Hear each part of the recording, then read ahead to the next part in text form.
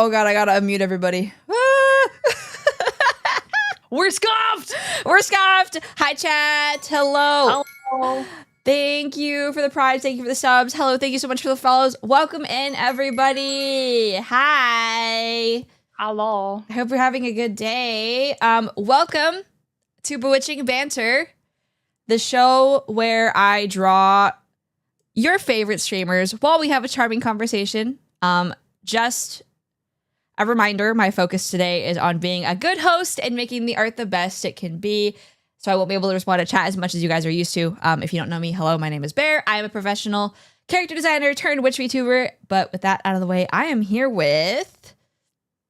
Oh my god, I almost fucking dead named myself. My name is Moo Merrily. I'm a blue cow VTuber. Hello. Hi, Bear.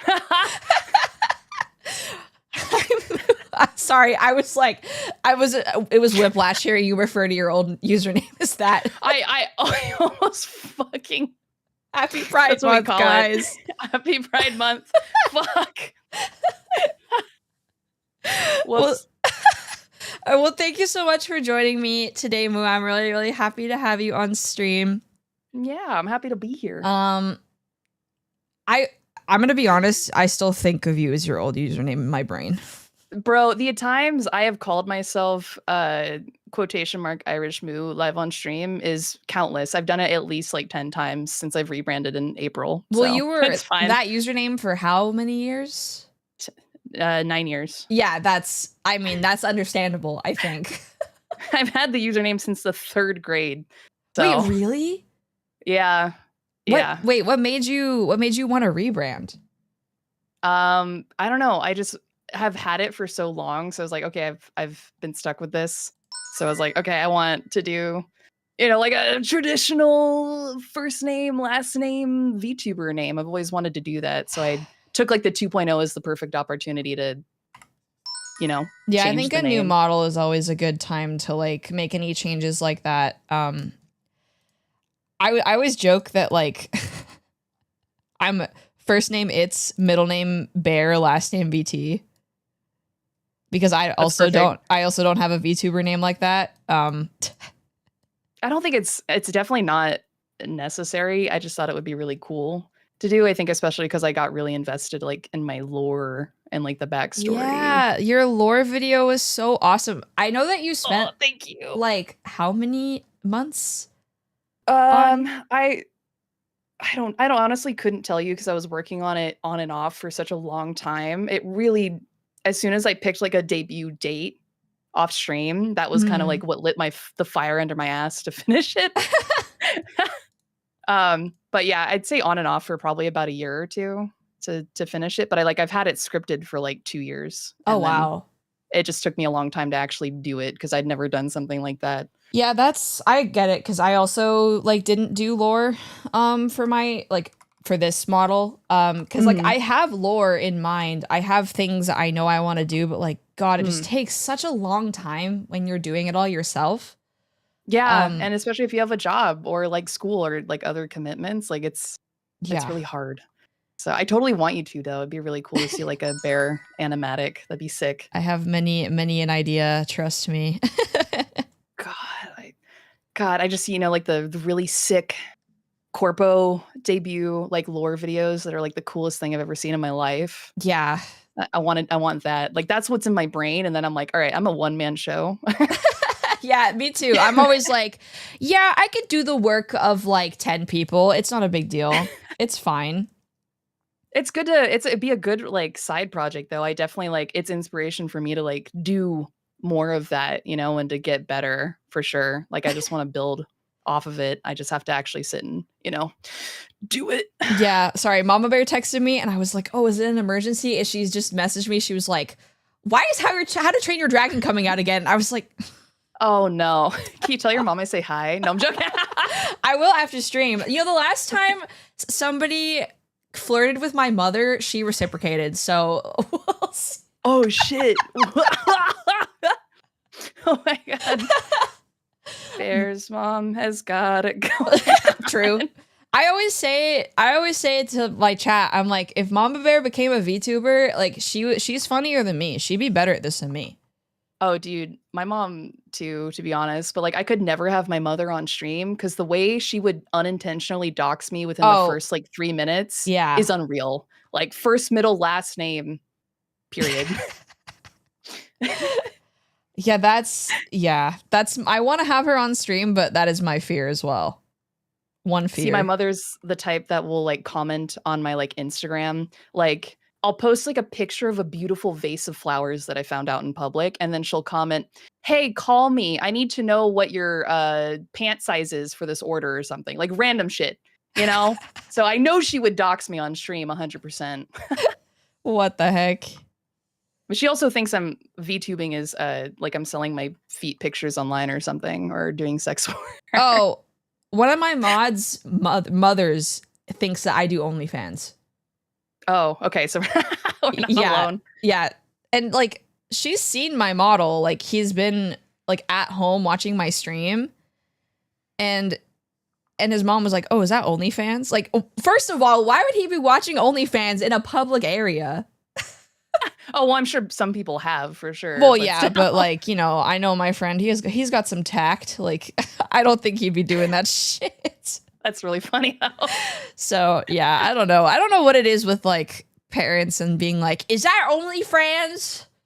Like, probably because that's all they think about when they think of like, I don't know, maybe like online streaming. It's really hard to explain my career to my family because I think really my grandpa gets it because he watches like YouTube all the time. Oh, he does. And even then I have to like kind of explain the appeal because like, why would someone pay you to play video games on the internet? And I'm like, well, Papa, it's like you watching your fish streaming competitions or like fish content, you know? Oh, does he watch fish content? That's sick.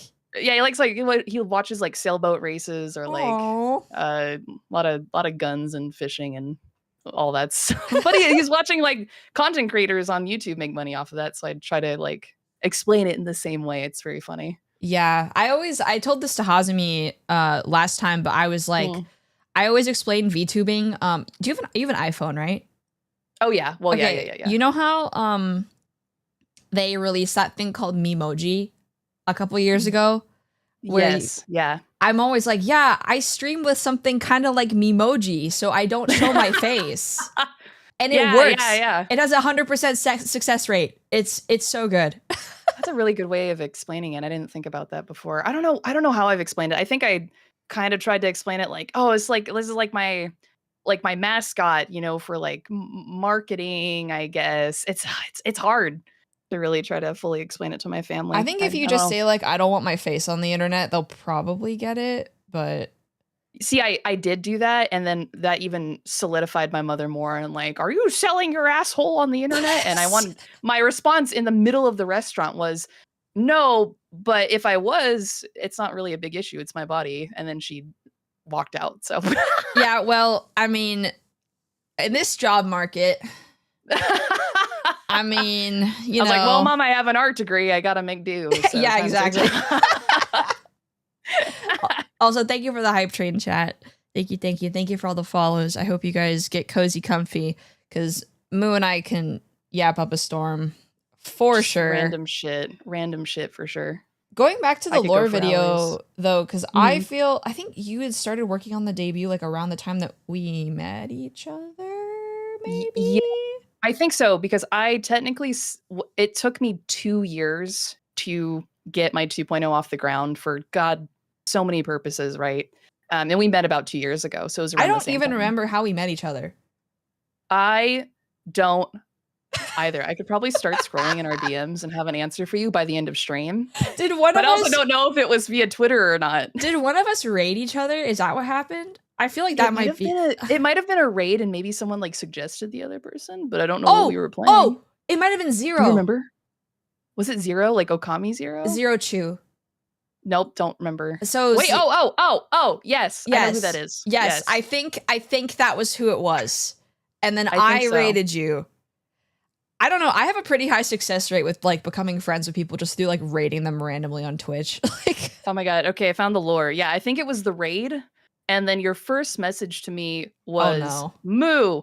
And then you sent me the image of me sitting on a toilet and that was from January 2023. So it has been over 2 years. Holy fuck, 2.5 years. Look at that.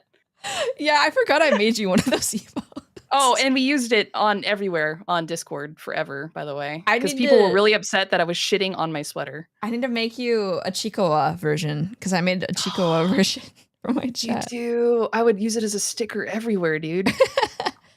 It's been really fun drawing Chicoa style. I just like kind of I channel my inner little guy, and then that comes out. Chicoa is really cute. It's so cute. I still was haven't seen everywhere the in anime. Japan. I'm a poser. I haven't either, so I'm also a poser, so we can pose together. Why am I getting emails from GameStop about a class action lawsuit? What is happening right now?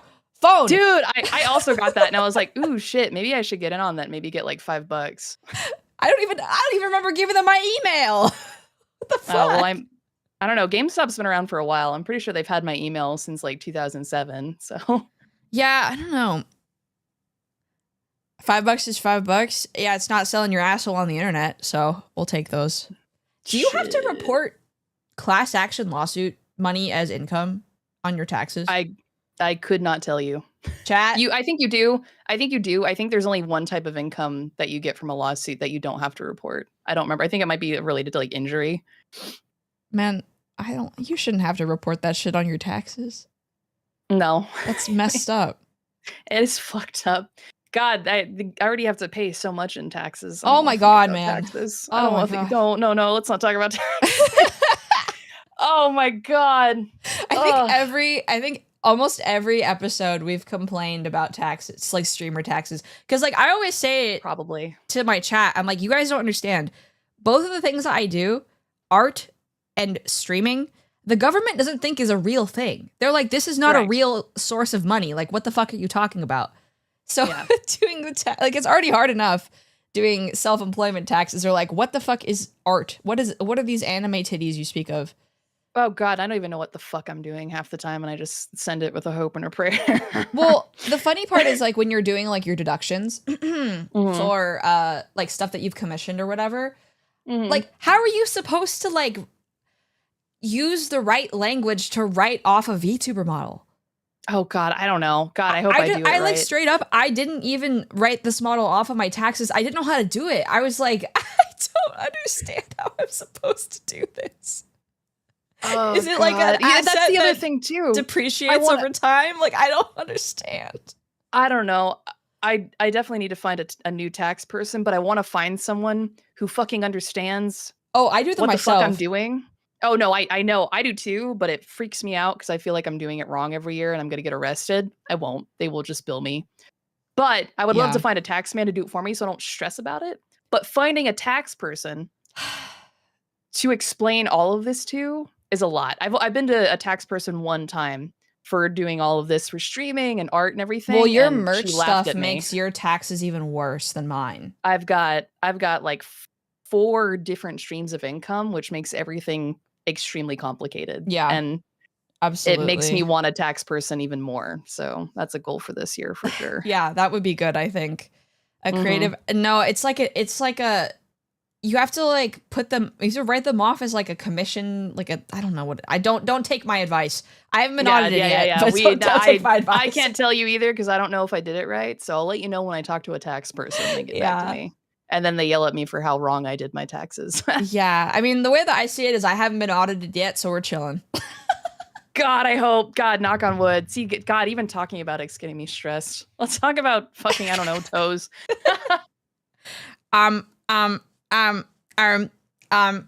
Well, speaking of, chat did give us some questions to go through.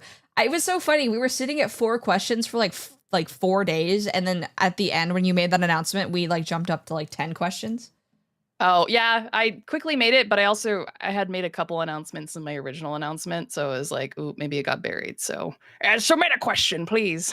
Yeah, there's some actually. This question's actually really interesting. It's like, okay, for those of you who haven't watched a Bewitching Banter episode, it's the most casual podcast of all time. So like we jump all over the place. Oh yeah. But one of the questions, I don't know if they were, who said this one? Oh, Google Sheets. Oh, Google Sheets are so slow. Oh. Google is still borked from earlier, probably, maybe.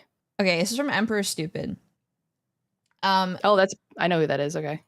What impact do you think being watched by dozens or hundreds of people on a regular basis has had on your perspective on everyday social situations, if any at all? That's a very interesting way to word the question. That's what I thought too. I was like, it's an interesting question and an interesting way to word it. Yeah. So like, I guess like, so the impact, like how it's changed us. Yeah. Or like how you view other people, I guess, after being in front of many people, like anonymously for hours That's at a a really time. interesting question. I feel like it's given, I'm still an introverted, shy person IRL by far. It's very different talking to people like through like a lens or like a webcam or whatever versus like IRL, like talking in front of like a classroom. But it has given me like, I feel like I speak, what's the term? Eloquently? Enunciate. Yes. Like it's easier to present or like talk live. Like it doesn't bother me at all. Like I could be streaming to 10 people or like 300 people and I think I'd still be presenting the same. But definitely not 3 years ago. Like 3 years ago I would have been a stuttering quiet mess and not really sure how to like talk to chat. Now it feels easy, like second hand. Does that make sense? Yeah, I think it's interesting because I think everybody who's I've met who's talked about like how they feel about streaming now, like it's all been positive regarding like their like their self-confidence. So I'm glad that that's true for you too, because I think you are a very good speaker. I think you are good at explaining things and in a concise way. You're good at getting your point across, I think. I'm not the most because you said eloquent earlier, but like I'm not very good with like when it comes to like maybe like putting really thoughtful, powerful words together. But it feels very comfortable to like sit and talk to a whole bunch of people now. And that's really great. And it's really, really fun. I don't know, but it's never had like a negative impact on me or like how I view people, because I started streaming because I wanted company, you know? So I see it definitely as a positive thing. Like the fact that, you know, especially like, you know, even just streaming when I used to stream even to like maybe like, you know, less than 20 people, that common term where it's like, imagine all the people you're streaming to in a room. Yeah, I think I literally think about that all the time. Yeah, 20 all people the time. showing up consistently multiple days a week just for you. Like that's crazy. That's crazy to me. And like for years I've thought about that. And I'm like, wow, it's like it's so crazy even like one person showing up just to be like to come and hang out with you, like blows my mind that there would be like even just one. And that's so cool to me. So even now, like I'm like, wow, it's like a ton of people in here. And you know, it means a lot to me. So it's like really heartwarming. And I think if I can even make just one person's day a little better, that makes my day better. So it's really, really that's fun and great. like what the core of streaming is. I think the best streamers are the ones who just want to make somebody's day better and not care about like the numbers or the drama or whatever. That's like a big thing for me too, because like sometimes I get in my head about like, man, I've been doing this like for so long and I've been stuck at like X amount of average viewers for like this long. Yeah. Like, and then I'm like, but I have all these people who consistently show up for me and they have been for years at this point. Right. Like, yeah, it's crazy. That's like amazing, you know, and most streamers don't get to that level of community. So I think we are lucky in that sense, because you've been streaming like forever, like compared to me too. Yeah. And I've been streaming a long time. Like I'm dude, you know what's crazy? Somebody told me they're like, yeah, you started in this community in 2022. That was such a long time ago. And I was like, what are you talking about? Thank you for the 10 gifted. What the heck? Thank you. Thank you. Hey, Lothar, welcome in. Giga Chad. Let's go. Let's go. Let's go. Thank you. Anyway. Oh no, you're fine. Yeah, I think that like the more that I've done this, the more that I realize like the viewer numbers doesn't really matter, especially like even speaking like like a financial perspective, like yeah, like outside of like the sappy like my community is amazing, which is true, but like even then, like for my viewer numbers I make a lot of money, like in like the ratio is very high. I'm not saying I make a lot of money, But I'm saying for Right. my number ratios, I make way more than most people do. Right. You know? Yeah. God, I was trying to think about that. I feel like there's always been talk, I think, on like videos about like how sometimes like smaller creators, a lot of smaller creators will even in a sense, I hate saying the word successful because that's not what I mean, but Well, I think will when be you like, say successful, like there's a big difference between like hobby streamers and streamers who are trying to do it for a job. I see it the same way as correct. like artists, you know? Yes. Yeah.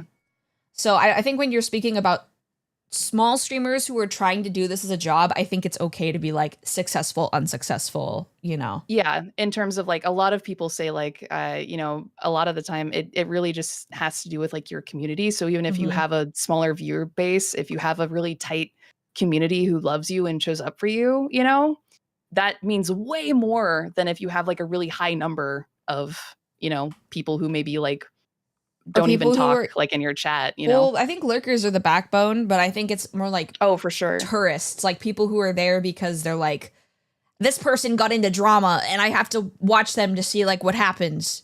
Like, Right. that's not Right. people who are going to show up for you, you know? Yeah. Like that's the big difference, I think. Yeah. Is this your job? It is Moo's job. It's also my job, but I'm also a college student, so it's like my part-time side gig at the moment. Yeah. I would say that, yeah, it's around like I'd say streaming's like 80% of my income and then 20%'s freelance art at Mhm. this point. And I love it. I'm grateful every single day because it's always really, really fun. Yeah, and for me, I'm also really grateful because, like, I mean, you know how insane my schedule is. Oh yeah. Oh yeah. For Art those school, of baby. for those of you who don't know, I'm in one of the most like prestigious programs in the country. Not to like flex, I'm only saying that because just to say that like the workload is insane. Wow. You know? Yeah. Like, and I took 6 classes last semester, 18 credits, and 4 of those were studios, so 6 hours of class. God, you're insane, Bear. Like, so, and there's no way in like actual literal hell I could work a part-time normal job. Right. Even when I was taking 15 credits, like it was still a lot of work. Mm-hmm. Like that's just the difference between like 100+ hour weeks and like 70-hour weeks. But no, for sure. Yeah. So I'm lucky in the sense that streaming has offered me that flexibility. Because I can go live at like the ass crack of midnight and people will show up. Yeah, you make your own hours basically, pretty much, which is great. And I don't have to look presentable because I'm a VTuber. So God, I will never be a cam streamer ever again. If I could have a say, I will just like never show my face on the internet ever again. Yeah, same. That's real. I will just Moo's allergic to bras. Me too. Also fact. God, Yo! yeah. No, I was Wait. bitching yesterday because I forgot to take off my bra before stream. Do so you chat had to deal with like that. take every opportunity to avoid wearing a bra ever? Because I do. Yeah, I do. Sorry, chat, TMI. But yeah, no, fuck bras. I No, fucking hate bras. they can handle it. I fucking hate bras. The great things about being a VTuber, you could stream fucking naked and no one would ever know. Who fucking cares? Yeah, It I gets got hot during the my summer. pussy hole on my chair right now. Dude, I am in pajamas with a heating pad and a blanket and a beer. I am not presentable. I actually have pants on. I'm not pussy to chair. Thank you very much. You could be though. You could be like that fucking sweaty ass chair with like the ball print on it for all we know. Bro twin, hey yo. Yo. Buffman handshake. Let's go. Hell yeah. Yeah, man, you gotta stand on business. Mm-hmm. Hell yeah. Sorry, chat. But going back to the question, like I agree with everything you said, but I think there's one negative thing that I have realized. I don't know if it's negative, but it's not as positive, which just means negative. I don't know what I'm trying to say. Anyway, I'm curious. I have come to realize that there's a lot of really fucking stupid people online. Yeah. That's what streaming does. And it makes me realize that, like, because there are some people that are like, oh, you should listen to everybody's criticism. Everybody's opinion is valid. No. There's so many people out there who are so dumb, and I don't want to hear anything they have to say. No. Yeah. No. Especially fucking random people who come into chat and are just spewing some random vitriol. Yeah, like God. I would, if a comment like a criticism was coming from somebody that showed up in my chat and was a part of my community and knew me and knew my content, I would love to listen to it because you know me, right? Oh yeah. But yeah, there are people who think that they are entitled to you just because they're there. And I'm like, you are an idiot. Like, I don't care about what you have to say. Go to the Shadow Realm. Like, I remember when I first started streaming, I was like so nervous to like be mean to chatters because I'd be like, oh well, what if they like, you know, hang out and I can get another viewer and you know, but I'm like, no, you're a fucking idiot and I don't want you anywhere in my content. Get the fuck out of here. Like, I don't care about what you have to say. I don't want you in my community. Yeah. Like, no, for sure. Yeah. I think that's a really hard thing is like, I think similar topic. Like you have to have a little bit of thick skin if you're doing this for sure. It's the same with art too. Yeah.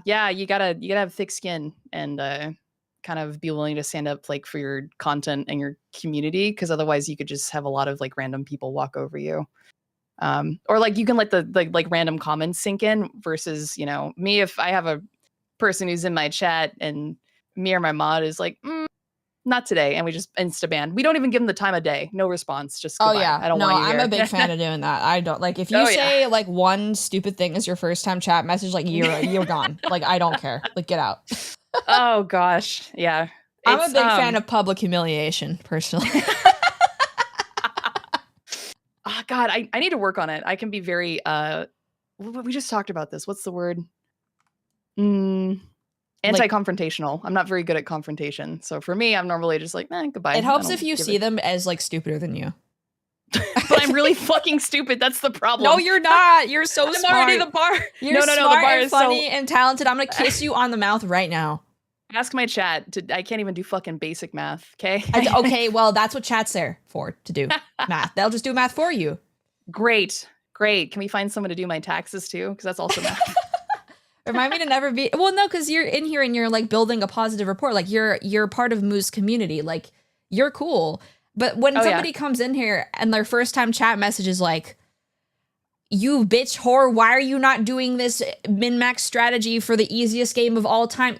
Shut up, get out. Like, shut the fuck. Oh God, I would get that so often during playing like any sort of like Dark Souls or Elden Ring or Bloodborne game. Has a lot of chat will know. There's a lot of people who are very passionate about the game, but they'll come in and be like, why aren't you using this build or fighting the boss this way? And it's like, let me do it. I am playing the game. Let me go through it. If I ask for help, thank you, Jesus. I appreciate your insight, but hi, Mama Bear. I agree with Mama Bear. Oh, is Mama in chat? Yeah, Mama Bear. God. Mama Bear said, Mom advice, only take advice and criticism from people you respect. I don't respect Twitch chat. Just kidding. You guys are great, but sometimes people say some stupid stuff. So. Oh yeah, no, for sure. No, y'all are great. We're talking about people who the whole of Twitch chat. Yeah. As a monolith, not just our communities, because you really have to like do curation to make a good community culture. And I think a lot of people don't realize how important that is, because they're again, another thing we've already talked about on this show is like there are streamers who are awesome and very talented, but God, sometimes I go in their chats and it's like the most insufferable experience ever. Like, I know. It's so bad. I can't even, there's no one I could name off the top of my head because, again, I don't watch those streamers, but yeah. But even then, it's like, you know, it just depends on like the communities you're drawn to and then like what you prefer and you vibe with. I'm definitely older. So I'm typically old. Yeah, very old. So I tend to watch older people or people who are on like the same wavelength that I am, you know? Yeah, I think, well, I was going to say, I think the big, because I don't want to call anybody out because like that's not fair, but I think the big deciding factor a lot of the time is if they allow kids in their chat. Oh, God, no. God, no. Yeah, no, sorry. Never. A lot of people ask me that. They're like, why don't you, allow people under 18 in your Discord or your community? I'm like, well, first of all, the shit that comes out of my mouth is not appropriate for people under 18. Second of all, I don't want to be around kids. Fuck kids. Get out of my community. I don't want you here. So I don't, the way that I don't- see it is like, you can't stop every kid because No. they'll just lie. Like that. I Oh, lied. yeah. I lied when I was a kid. Oh But- yeah. Oh yeah. If you fly under the radar, all right, how am I supposed to know? But then there's times where it's like so obvious. Oh, we've had to kick people after it was very clear that that person was underage Yeah. in like the Discord because they tried to sneak in, and then we were like, "Oh, buddy, I don't think so." Yeah, but like, it's not like it's, again, kids lie, and if you're mature in the Twitch chat, then or you're lurking. I can't stop you if you're lurking. No, I can't. I have no method. People are fucking kids filling out like the little Twitch farm. What's your age? They can input any fucking number. They're not gonna put their real age. I can't, but I can request kindly, please leave. Like if you're if you're mature and you're normal, it's whatever. Like I've done my work. I don't want you to hear anything that you shouldn't hear or could put you in danger or anything. Correct. Yeah. But you can't really do more than that, Correct. But people who do that tend to not have chats overrun with children anyway. So we do our Correct. best. Yeah, there's only so much you can do. There's also the reason, I don't know, I guess it's the same. It's also a reason like I don't want to. I mean, we joke about all the time about like having like a not safe for work area secretly that it doesn't exist, but I don't want to curate a not safe for work section because I can't stop people from there, and also I don't want to moderate not safe for work section. Well, I think if you're It's going to just do a that, it lot. has to be like you are the only person allowed to post in there and everybody can just watch. Yes. Yeah, that would probably be the only exception is here's some moo titties, and if you are, there is no comment section. Yeah. It's just a slideshow. Behold! Here you are, heifer titties. That's all you get. Leave a like and subscribe. Behold, titties! I will be taking no further comments. Thank you No very further much. comments, no criticisms. I don't want to moderate a not safe for work chat. My moderators sure as hell don't want to moderate a not safe for work chat, so we don't. If other VTubers have it, that's fine. I'm a degenerate. Lo and behold, show me the titties, but I don't have the time of day for that. Yeah, I think the best way is just to do your best, and that's all you can really do, That's how it is with most things in life, at least.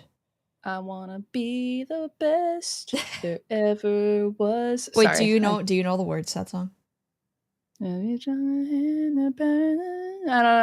should. I had the full Electro, fucking Diglett, CD. Nidoran, Mankey, Venusaur, Rattata, Fearow, Pidgey, Fearow, Seaking, Pidgey, Seaking, Jolteon, Dragonite, Ghastly, Ponyta, Vaporeon, Poliwrath, Butterfree, Butterfree, Ketchup, yeah. got Ketchup.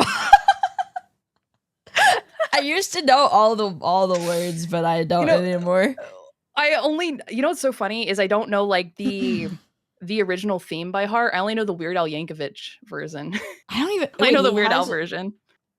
He has a. Yeah. He does. Weird Al has a Pokemon song, and it's probably like the best thing. I didn't know that. I only know White and Nerdy. Eat It. And like what is the other eBay? Yeah, he does a whole Pokemon song. It's great. He's like Krabby, Snubble, Venonat, Mankey, Chansey, and Zubat. Oh, wait, I have heard Butterfree, Lugia, and Caterpie. Yeah, it's great. I love that song. It's While so someone good. is a nerd based, it's even better when I say that I'm not a 90s kid. And I know that I hate song. it when you say that. I hate it when you say that. I hate it when you say that. It's fine. It's cool. It's okay. I like older women. It's okay. It's even funnier because I've seen Weird Al live like twice. Wait, that's sick. He's great. Though. He's so fun. He's so good in concert. He's amazing. Actually, I have seen him in person, but not for a concert. He was involved in the DuckTales reboot, I think. He almost made me spit out my beer. I didn't know there was a DuckTales reboot. Well, back like a couple years ago, David okay. Tennant is Scrooge McDuck, I think. And I think Very Weird funny. Al was involved in like some panel that I went to about that. Yeah. So I saw him in person. He didn't perform. He was just on the panel, and I was like, okay, cool. Weird Al's here. Sick. Yeah, that's nice. cool. And then that's it. I was in the same building as Weird Al once. I was like 10 feet from Weird Al. Damn. Me too. I didn't get to see him though, but he was really cool in concert. Wait, why is this broken? I'm trying to see these and they're just like, it went back to summary. Why would you do this? Whoa. Okay, another question. Oh God. I don't know how to pronounce this person's name. Is it? I believe. Stellan Kane? I don't know how to say it. Sedgel Kane. I know Kane. Kane. I just say Kane. What's the moment that made you cry happy tears in your streaming career? Wow. I don't know. There's been several. There's been several over the last like 3 years. I really couldn't name one. I think probably my last year's birthday when chat helped me fund the trip to go to Japan. Was probably the big one. I had never left the country before. Really? Wait, where did not once? I want to hear all about this after you talk about this story. And that was crazy. And then I got to go to Japan, and yeah, Mustache, you were a big part of that. Aww. And I think the other time was last August when I hit 1,000 portraits done in the last couple years for charity. And that was a really big moment for me. I don't know why 1,000, but like drawing 1,000 portraits over the last like couple years and helping different charity fundraisers raise more than like $300,000. Like it felt like such a big achievement, and I started sobbing. And everyone was really, supportive and sweet. But yeah, I think those were the two really big ones recently. Was chat helping me go to Japan, because I dreamed of it since I was like 10, right? Yeah.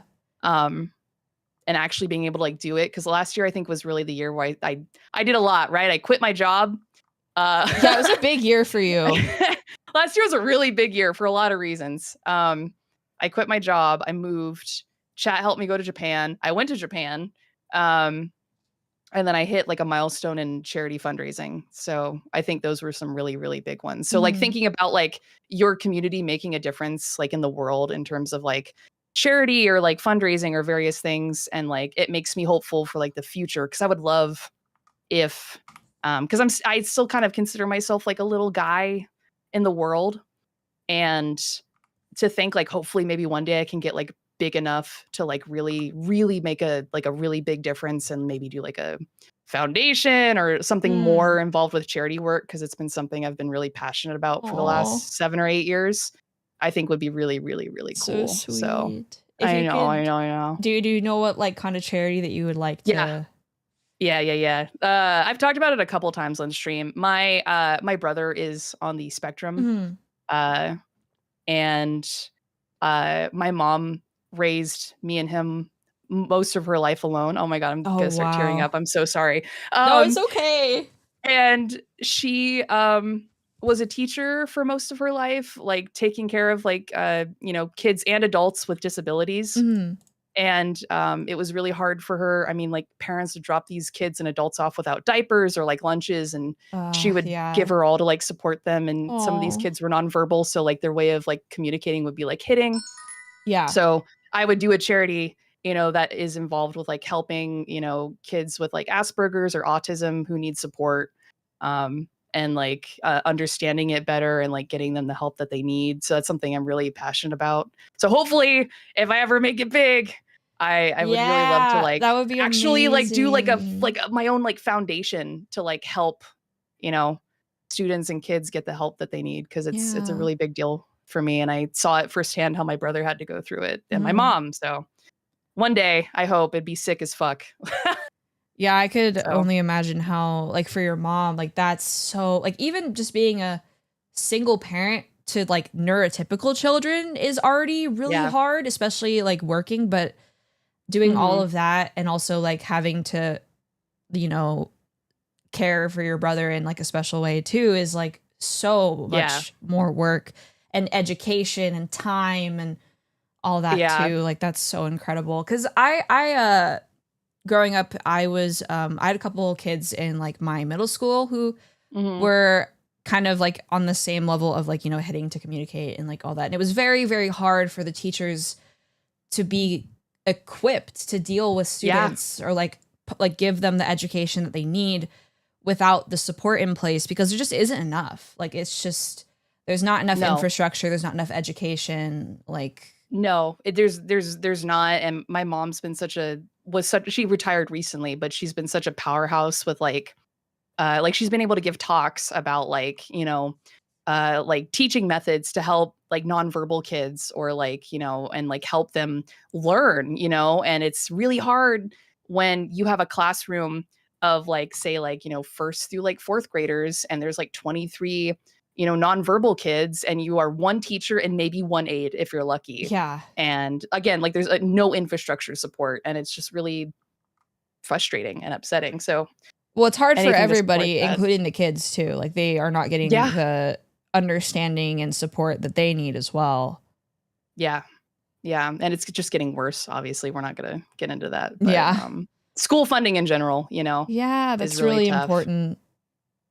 So, yeah. Oh, sorry. I'm going to get emotional. No, it's so sweet. Oh. But yeah, I hope be really, really we cool. got to make it happen. One day. Moo coin to the moon. One day. I think it'd be really, really cool. But yeah, those are the two. What about you, Bear? What's like the last time streams gotten you really, really good, or like a big moment recently that you can think of?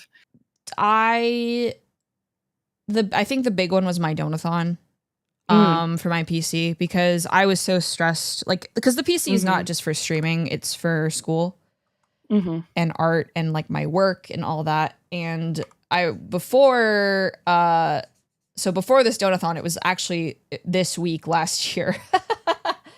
Wow, holy shit. I know.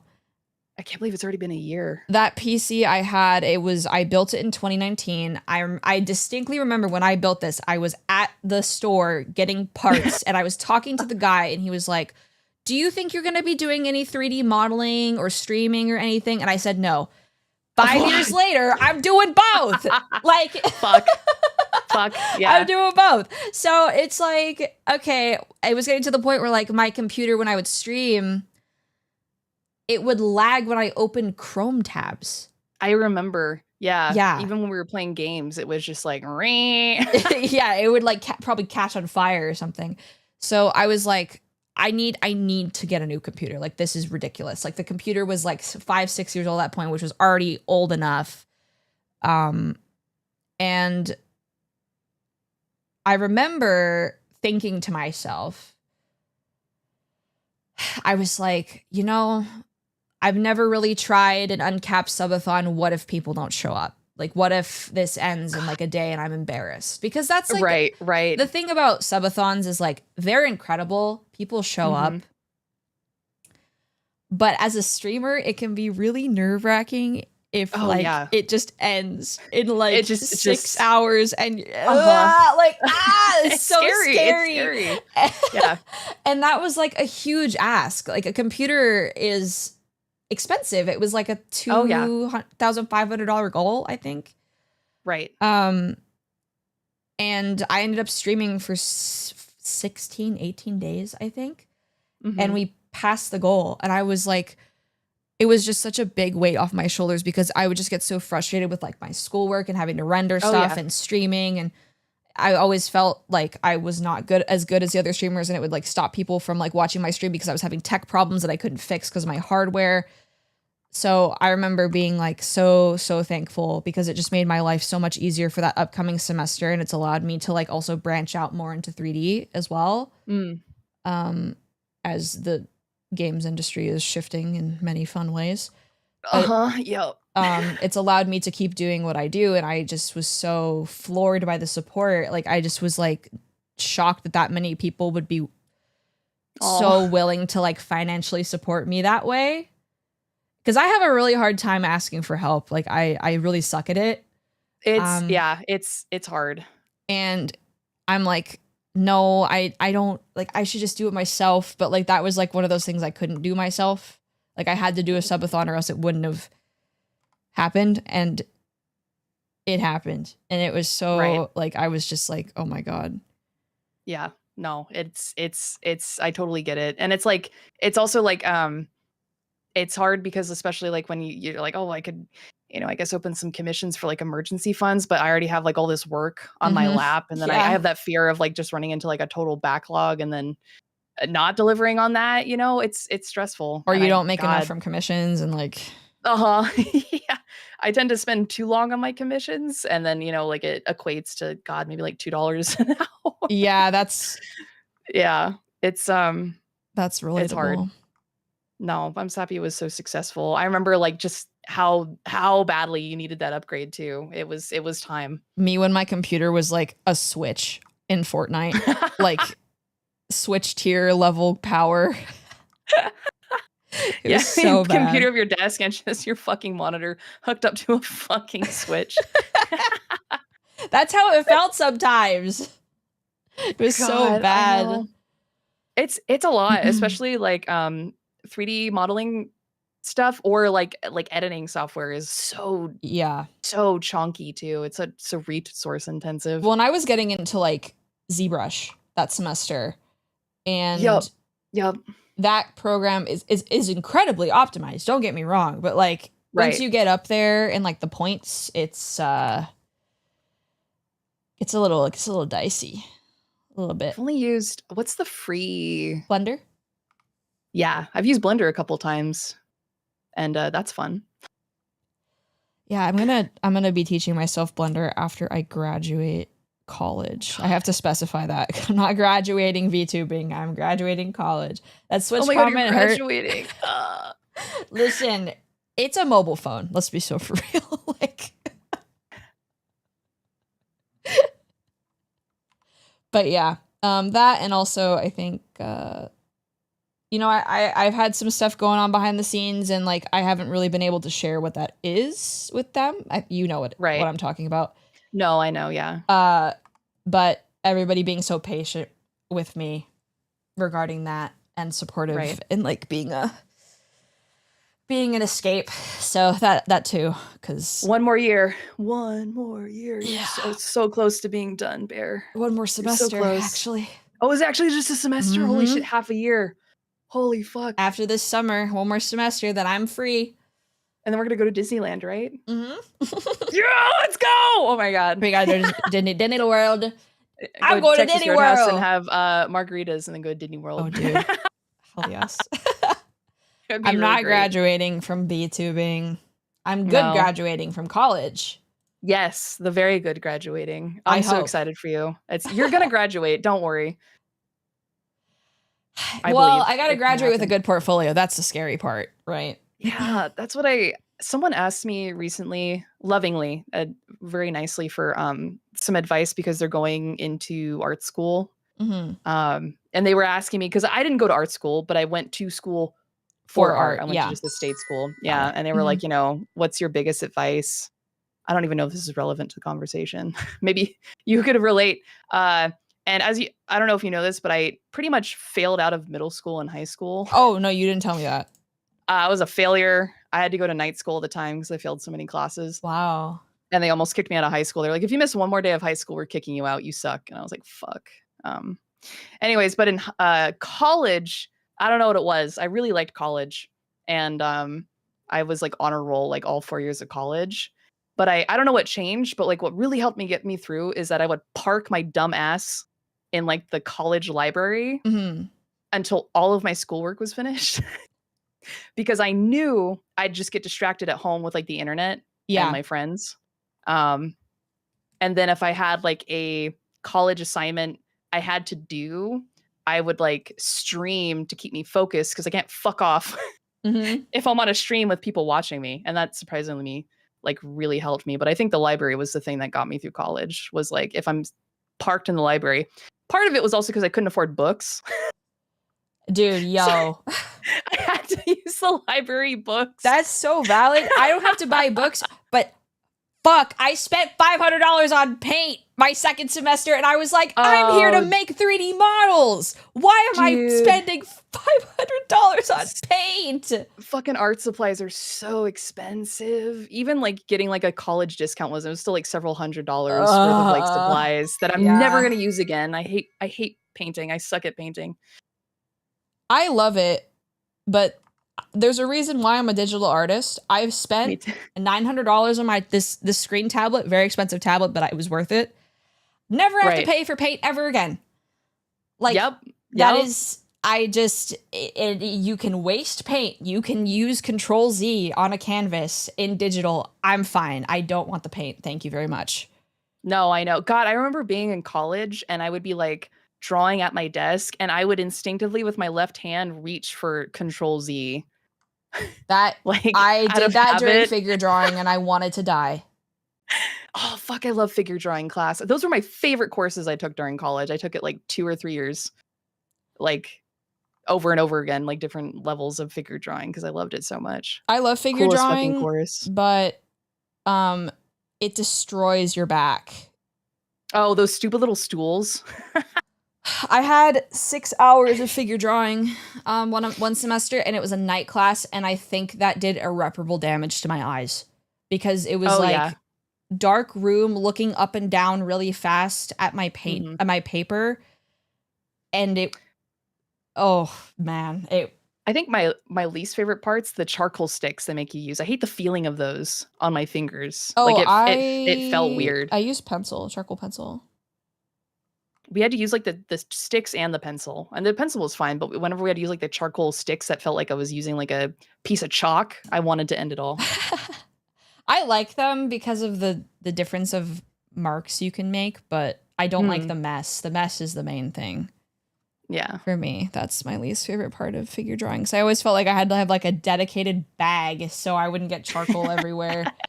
Yeah, I had like a toolbox that I had to use, but even then it got all over the toolbox. There was nothing I could do. There was just charcoal. Yeah, exactly. And then your fingertips will be covered in it for like a week. Well, I also had long nails at the time, so I would get them done, and like I couldn't fully press charcoal to paper that way.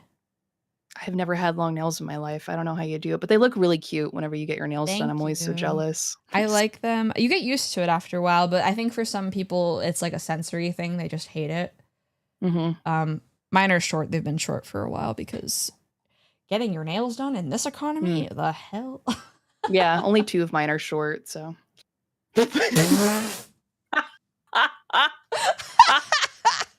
Can't relate. That's crazy. Why have both short? We can have all of them short. I guess, but I mean, I do like them like when they're a little long. They're cute. Oh, I mean for the same reason, but okay. Oh God. Yeah, happy Pride. Happy Pride. Part 2. Lord. I do need to get my nails done though. They look atrocious. But again, in this economy. Yeah, exactly. I mean, I do them myself. Can you do my nails, please? I'll do my best. My hand is actually really not that steady when it comes to using like nail polish. Yeah. Oh, I kind of suck. Mine just shake when I hold them in front of myself. Like I kind of have a constant shake of my hand. It's so great. I love it. I love my shaking little hands. Like 2 cups of coffee in the morning. I used to drink a pot of coffee a day in college. I don't know how I'm alive. Okay. Yeah, I don't know how you're alive either. But honestly, I don't know how I'm alive, so I'm the same. I don't know how people chat. If you're one of these people, you can plug your ears. No, actually fucking answer me. There are some people who drink like 2 energy drinks a day or more. Cable? Yeah. I see you. Yes. How the fuck are you living? Or you're not like pissing acid, dude? Holy fuck. Use code BEAR for 10% off gamer subs. Yo, I have never had gamer subs, but I do want to try like their sleepy time stuff to knock myself out. That sounds really nice. I've never tried it. It's the magnesium supplement, I think. I know that some people have tried it and have liked it. I've just never tried it. The sleepy time one? Yeah. Yeah, I want to. That's the only gamer subs I think I'll buy because I also don't drink energy drinks all that often. I only have it if I have to stay awake on like a long drive and I'm fucked, Or B, I had one in Japan because I wanted to know life on an arcade machine until 4 a.m. Wait, which arcade machine?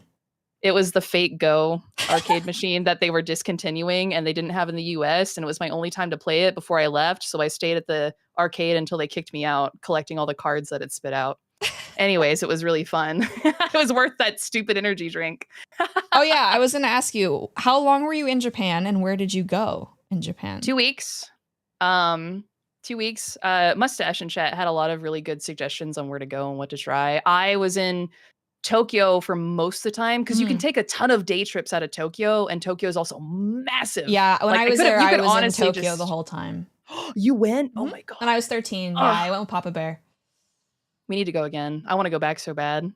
Tokyo's massive. I could have just spent 2 weeks in Tokyo, and I went with a group of friends, so it was really fun. Aww. And we all went to Tokyo, and then we went to Kyoto to look at all the shrines and eat a lot of food. And tour like the Imperial Palace, and they have a free tour of the Imperial Palace. That was probably the best tour I've ever received ever, and it was free. That's and cool. The tour guide was hilarious. It was great. And then let's see. And then I went to Nagoya, which is a little town that's like northeast of Kyoto. And I only went to Nagoya because I took a bus from Nagoya to this little town up north called Seki for the worldwide like swordsmithing festival or like cutlery festival, where they have like forged swords and knives there for like hundreds of years, right? That's it was like sick. Really big during like the big like like samurai era. They were like the #1 producer of like samurai swords at one point. And they had like a full like blacksmithing thing. And then I looped back around to Tokyo for the last bit. So did you get a knife there? I did. I got a really beautiful kitchen knife that was made in Seki with like all these beautiful little like markings on it. It was really, really cool. I miss it a lot, and I'm thankful for Chat for letting me go. But for a first time out of the country, it was really, really sick. Yeah. My only regret is not speaking. I wish I had been conversational in Japanese when I went, because I met a lot of really great, beautiful people, and I wish I can been able to have better conversations like with them.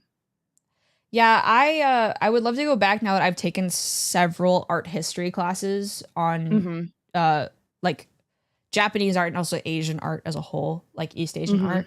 Yeah. Because going to like Nara and Kyoto are not only interesting for like, the touristy stuff, but also like palaces, temples. Oh God, yeah. Because the temples, like a lot of the temples had like artists who worked there and like defined the style of religious art for that like time period, and it's super, super, super interesting to be able to see that stuff in person. Because like in the US, like we have cool stuff here, but like we don't have anything that old. Like when you go to like Europe or actually, you know what? Literally anywhere else but the US. Like there's a lot of like really old art. But like, okay, there is like, of course, like Native American art that you can see here that is very old, but it's unfortunately not as preserved from what I understand compared to like, the fucking Elgin marbles or like, Yeah, no, God, yeah. See, I went to one art museum. I don't remember which one. I think it was in Nagoya. That was sick as fuck. I don't remember the name. But like going to the preserved like castles in Japan, or like the Imperial Palace. That is. Why didn't we build any castles in the U.S.? We suck. We're lame. They're so beautiful and so worth it for sure. Like the amount of history that is there, and like to be able to like see that in person is surreal. I also was a huge art history nerd in college, and I love art history. I would go back and get my master's just for art history, I think, because I love it that much. It was so cool. Probably the hardest tests I've ever taken in my life. That was what I was thinking. I was like, man, if I had to go back to school, I'd either go back for Japanese language or art history. Yeah, art history is phenomenal and really interesting, but really fucking hard tests. Because I don't know if they did the same for you. They'll like, for me, they would like show a piece or like something. Oh, and then you'd have to remember like the era, the year it was made, the artist, medium, title, museum, maybe. Yep. Sometimes. Location. Usually, yeah, the location. Yeah.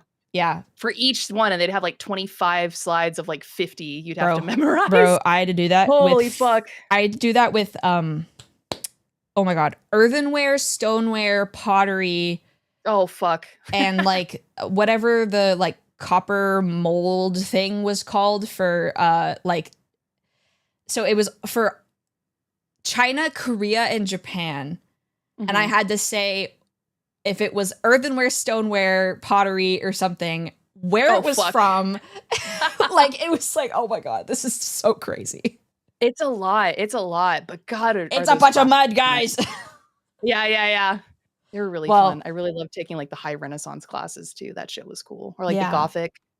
I didn't get to take very many European art history classes, and I realized I missed out a little bit, but it was also partially because of like the schedule that I had. Like the other classes just filled up, and I was like, well, I guess I'm taking Asian art history again, which is cool. Like I had a great time, but I finally took a class on Michelangelo last semester.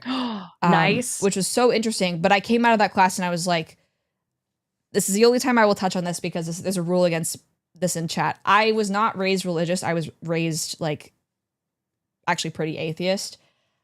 But whatever your opinions on religion are, if you want to understand what the fuck is going on in European art history, you have to read the Bible. I know. Because I got halfway through the class and I'm like, what am I looking at right now? Everything, they were all religious tales or, you know. And I know like, you know, some stuff, but like there are certain things that I like wouldn't get a reference to because I just hadn't read the fucking Bible. Like I just didn't know. The Bible, yeah. Yeah, the Bible. I watch VeggieTales. That's close enough. That's all you need. If you like to talk to tomatoes. Yeah, so that was like halfway the semester. I was like, damn, I really should probably read the Bible if I want to take more European art history classes. It helps, but I guess you don't always need that context. But it's because, you know, during that time, I think what was the reason, like a lot of it was because, you know, most of the patrons were the church. Yeah, right? A lot of very successful artists were either employed by the church or they were employed by very, very rich royalty or just like people who did merchant stuff. And everybody was fucking full of themselves and they were like, please depict me as this saint into this pose because I am just like him, is basically what they would say. Correct. There were two things. There were very expensive, beautiful portraits, or you were drawing something for a church, or you were drawing something for a very royal religious person because everyone was, you know, and it's a lot of it was because, you know, most people didn't read. So you had to depict everything that was going on because it helped frame a picture for people who couldn't read, you know. So they were seeing like these beautiful grand displays in cathedrals or like, you know, on the Sistine Chapel, and you could be listening to like a sermon or whatever and then like looking at this and you're like, whoa, holy fuck, that was what that looked like, whatever. Yeah. Fairies are basically the modern day patrons of Renaissance society. Well, if we're really going to get into it, it's corporations, but anyway. But yeah, I love art history. Fuck, I'd love to go back and take more. But yeah, I think I'd be the same actually. I think I'd go back to school for art history or language because I would really love to be fluent in at least another language or two. All I know is fucking English. Me too. I only know English as well. And it sucks. But bio and corpses is cool. That's cool.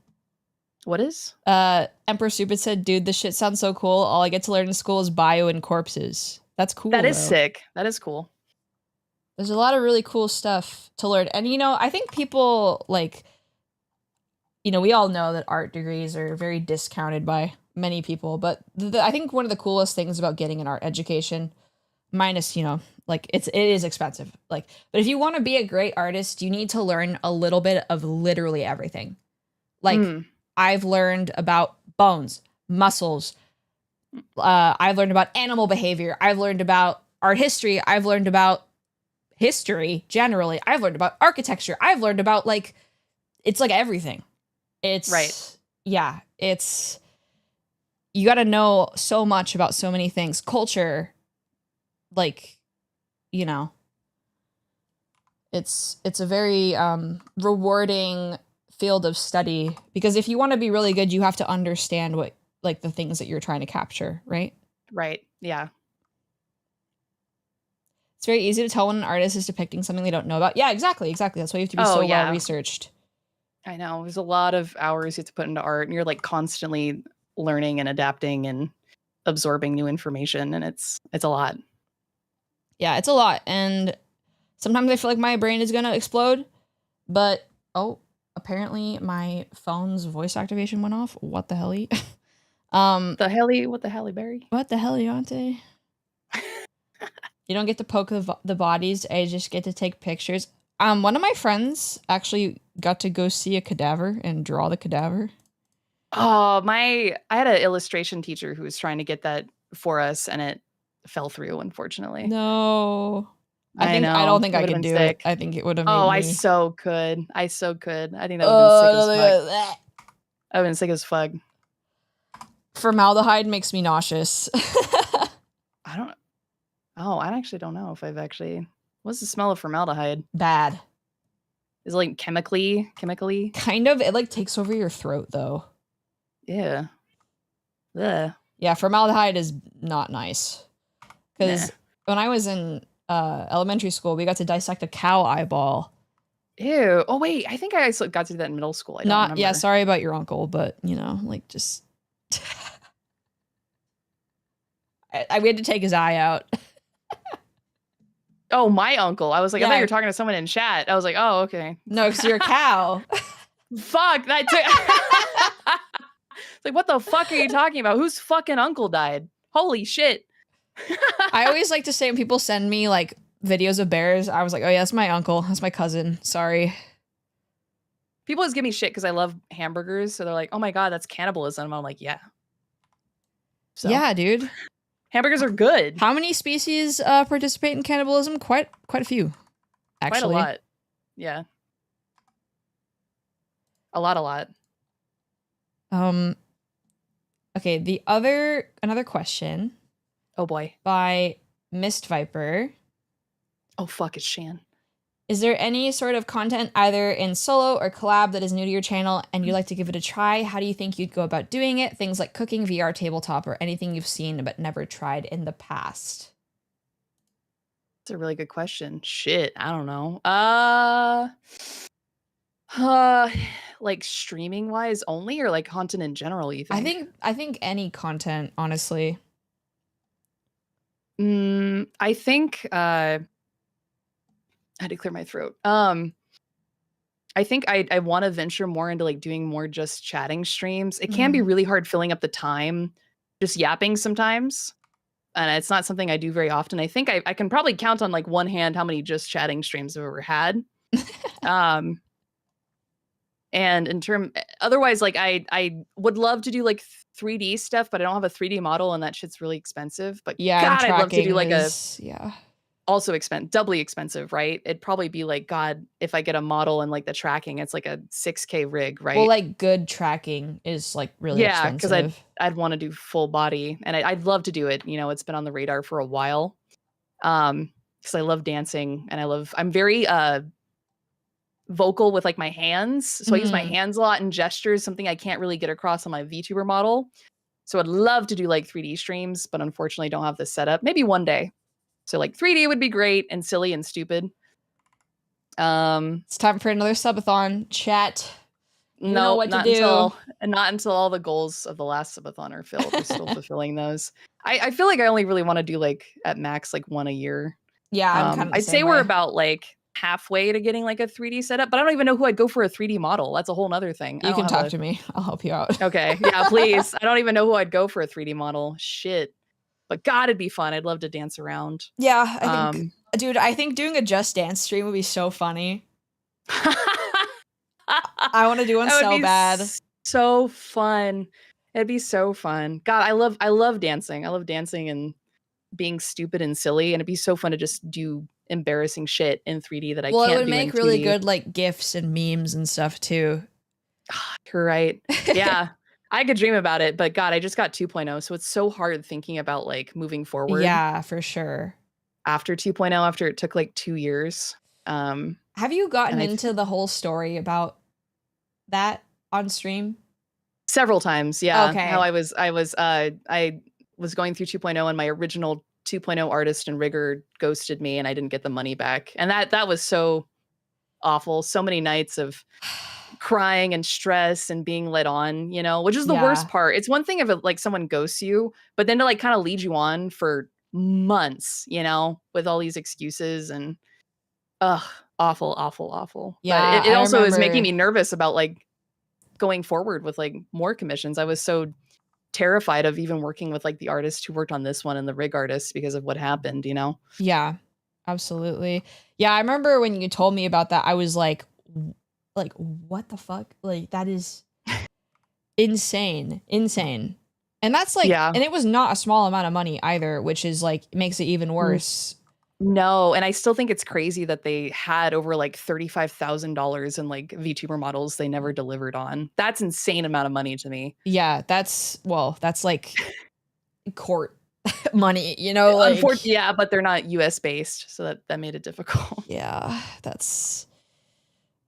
But God, yeah, that would be fun. I think in terms of like YouTube content though, I'm really trying to focus on YouTube content, but trying to figure out like long form content has been really difficult. Yeah, that as a VTuber, I think long form content is really hard because like a lot of the very successful long form content was like the skit content that like Kizuna Ai and like the other VTubers around her were doing back then.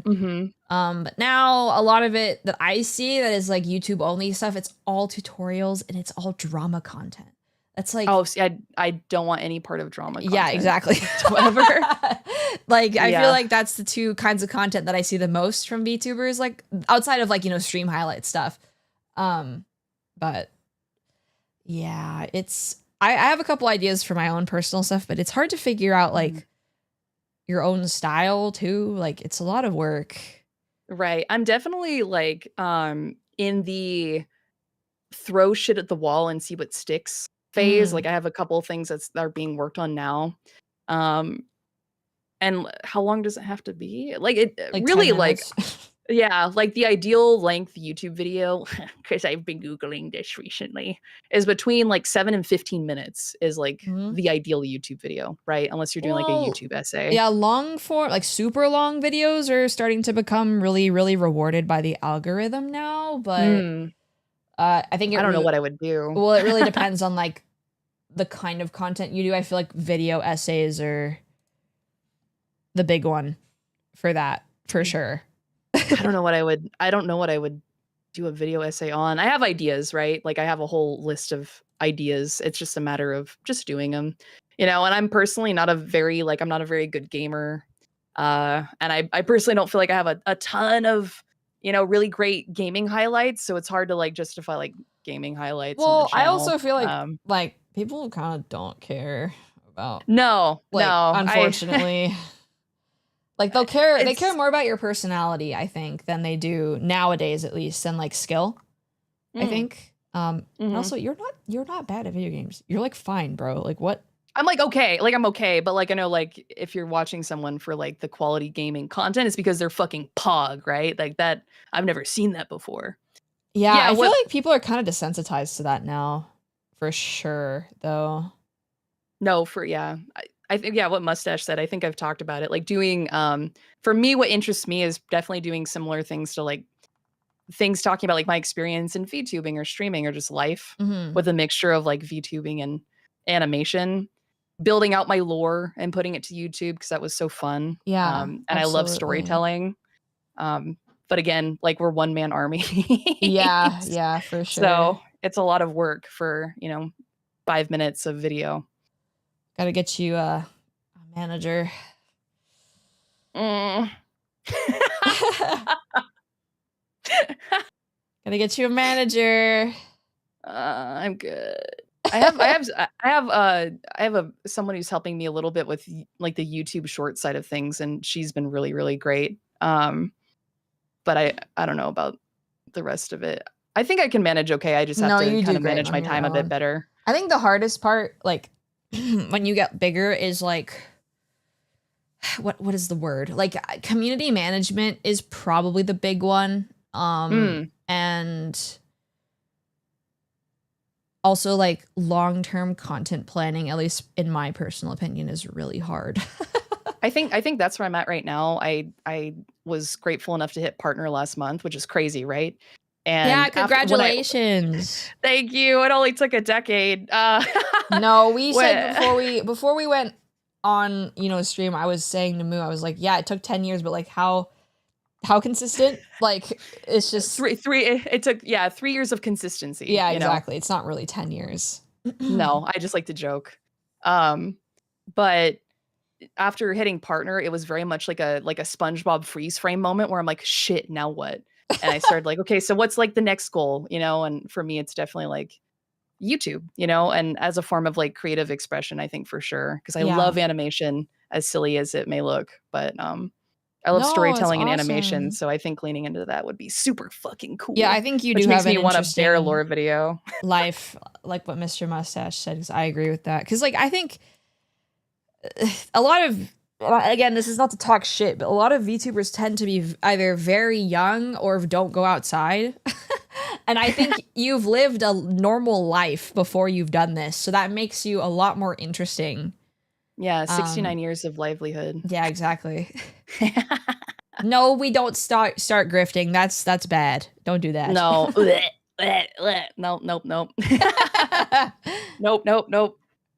Nope. Nope. It's time to pivot.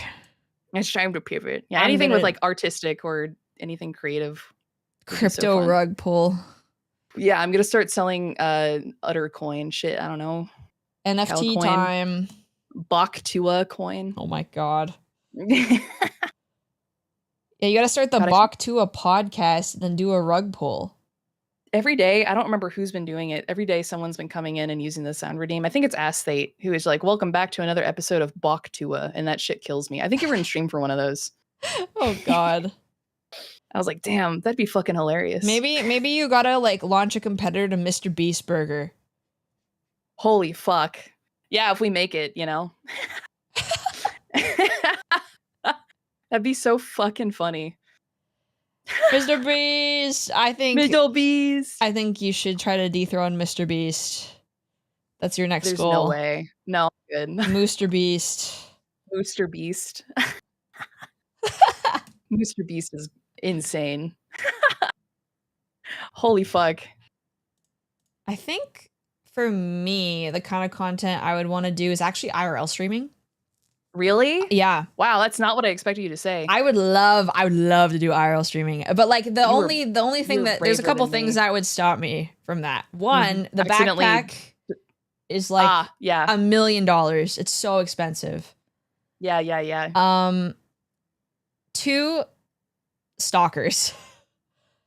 That's there's- like putting yourself in an area without security as a streamer generally, but also as a lady is a little ugh. Yeah, I've already You had know? a couple like death threats on stream, and that solidified my confirmation. I don't want to show my face on the internet anymore. I would Yeah. not want to do IRL streaming either because of that. I know they're just assholes, but even still, I'm like, you know what? That makes me uncomfortable. Well, it's still So I think- scary. Well, I yeah. would wear like for me, like I have no plans to like take a mask off because I want to go to Mm. cons and stuff, but I would go Oh, it'd be so fun. masked so and cool. stuff. Like Yeah. Bao does that, Shy Lily does that. Like I think that's a good Mm. middle ground.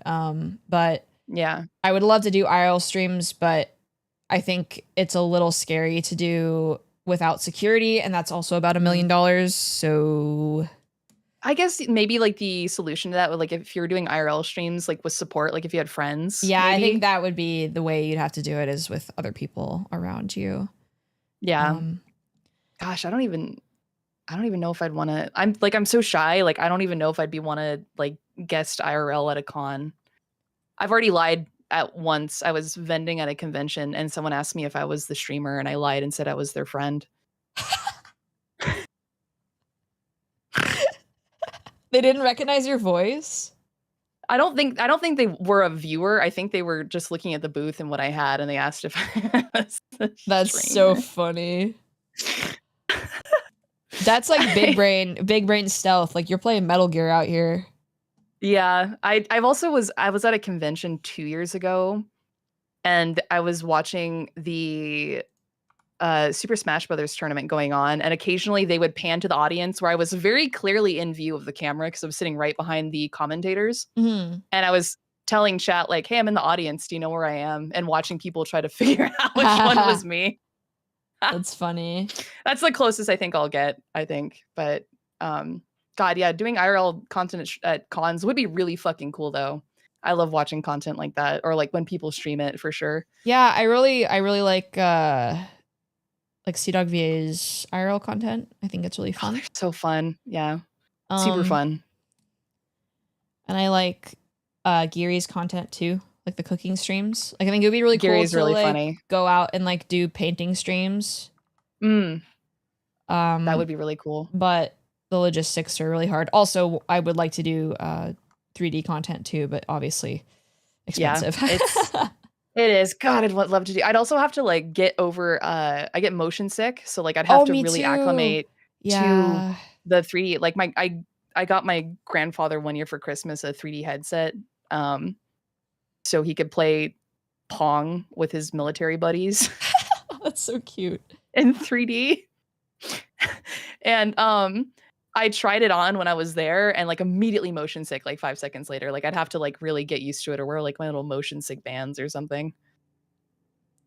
Yeah, I get motion sick as well, so that's real because oh man. I hear you can get used to it. It would just really take some time. Also like for VTubing, I don't actually think you need a headset. Actually.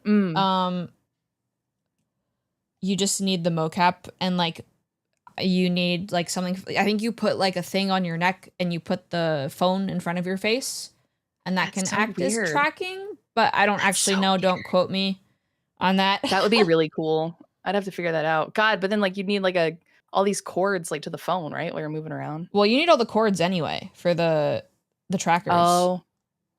God, I'd feel like a little freak. I guarantee I would like tangle myself up and fucking trip or like knock my whole setup on the floor and break everything. Yeah, real. Me too.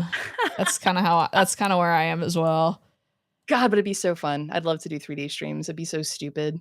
You can. I wish I could sing. Plug cords directly in your brain. I'm gonna put it in my nose. Actually. I wish. I'm gonna put it up my ass. Oh, other site. Thanks.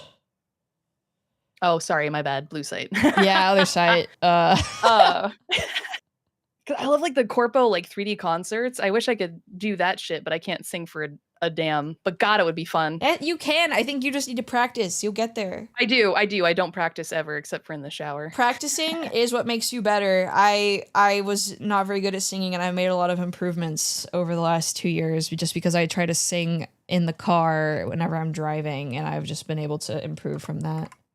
That's a smart way to do it. Maybe I should do that on my mail runs. Yeah, it would be really, really fun. Maybe I would actually love to do like a meme concert and just sing fucking meme songs. I did that once. It's so much fun.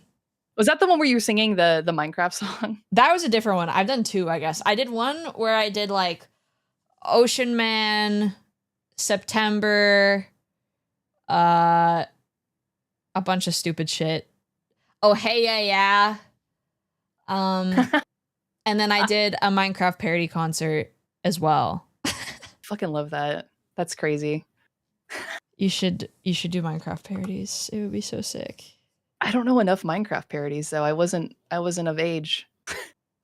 Or I don't know. I only know like one Minecraft song. I don't even know FNAF. The only FNAF lore I have is because you spilled it to me during Fortnite, and even then I only remember one thing, and it was like the guy ate someone, and now he's like in the suit. I guess I don't remember his name, and now he's got to like piss through the fucking bear hole or something. Close enough. I haven't even watched the movie. I don't know anything. I don't remember. All I know is what you told me, and I don't even remember the conversation. Fetty Five Bears. I thought his name was like Fatty Fazbear. Fetty Fazbear. Faddy. Yeah, there's all this like these what's it called? FNAF songs. But I mean, I'm a poser. I've never played the FNAF games. I just watched a 9-hour lore video and watched the movie. You should totally stream all the FNAF games. Oh, I don't know what dude, you're doing. That's dude, great content, dude. dude. Dude, you're a bear streaming all the FNAF games. Like, you stream them. What are you doing? I don't care that they're scary. But it's scary. Fucking ball up. Play the games. You're a bear. Play the games. It's scary. I'm not gonna play them. I'm a little bitch. You need to play them because you're a bear. Okay. It's the perfect Okay, content. if I play them, you have to play one with me. I will like be in stream call with you while you do it, like yeah. on stream. Yeah, I'll do that. I'll do that, but I'm not gonna actually play it. I will watch you play it while also screaming and then turning away 90 degrees while pissing myself. I've played Phasmo. Well, I've played a couple Chilla's art games, and I've played Outlast Trials. I couldn't play Outlast Trials. It's too bloody. Outlast Trials is not even scary. It just pisses me off. Yeah, but it's bloody. It's gory. There's I want to penis. pee. There's penis in that game. There's penis? Yeah, Is it allowed on Twitch? Well, I got a face full of it and didn't get banned, so I don't know. Damn. Dude, maybe I gotta play that game. There's full on peanuts in that game. Yeah. Well, it wasn't very nice peanuts, that's for sure. It was bad peanuts. I don't like that game very much, I'm gonna be honest. Some friends played it the other day again. I don't know. All I know is that like it's gory and then you're like playing with friends. It's not as scary. The original Outlast games are scary as fuck though. Yeah, that's what I've heard is that they're actually super scary. I just like, I don't know.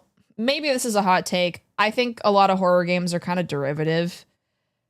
So I just don't play them because a lot of them just rely on jump scares. Like they're not actually, they're just like more annoying than anything, I feel. Them seem pretty interesting. Like the Silent Hill F shit looks really fucking cool. Okay, Silent Hill F is being written by the guy who wrote Higurashi, and I love Higurashi so much.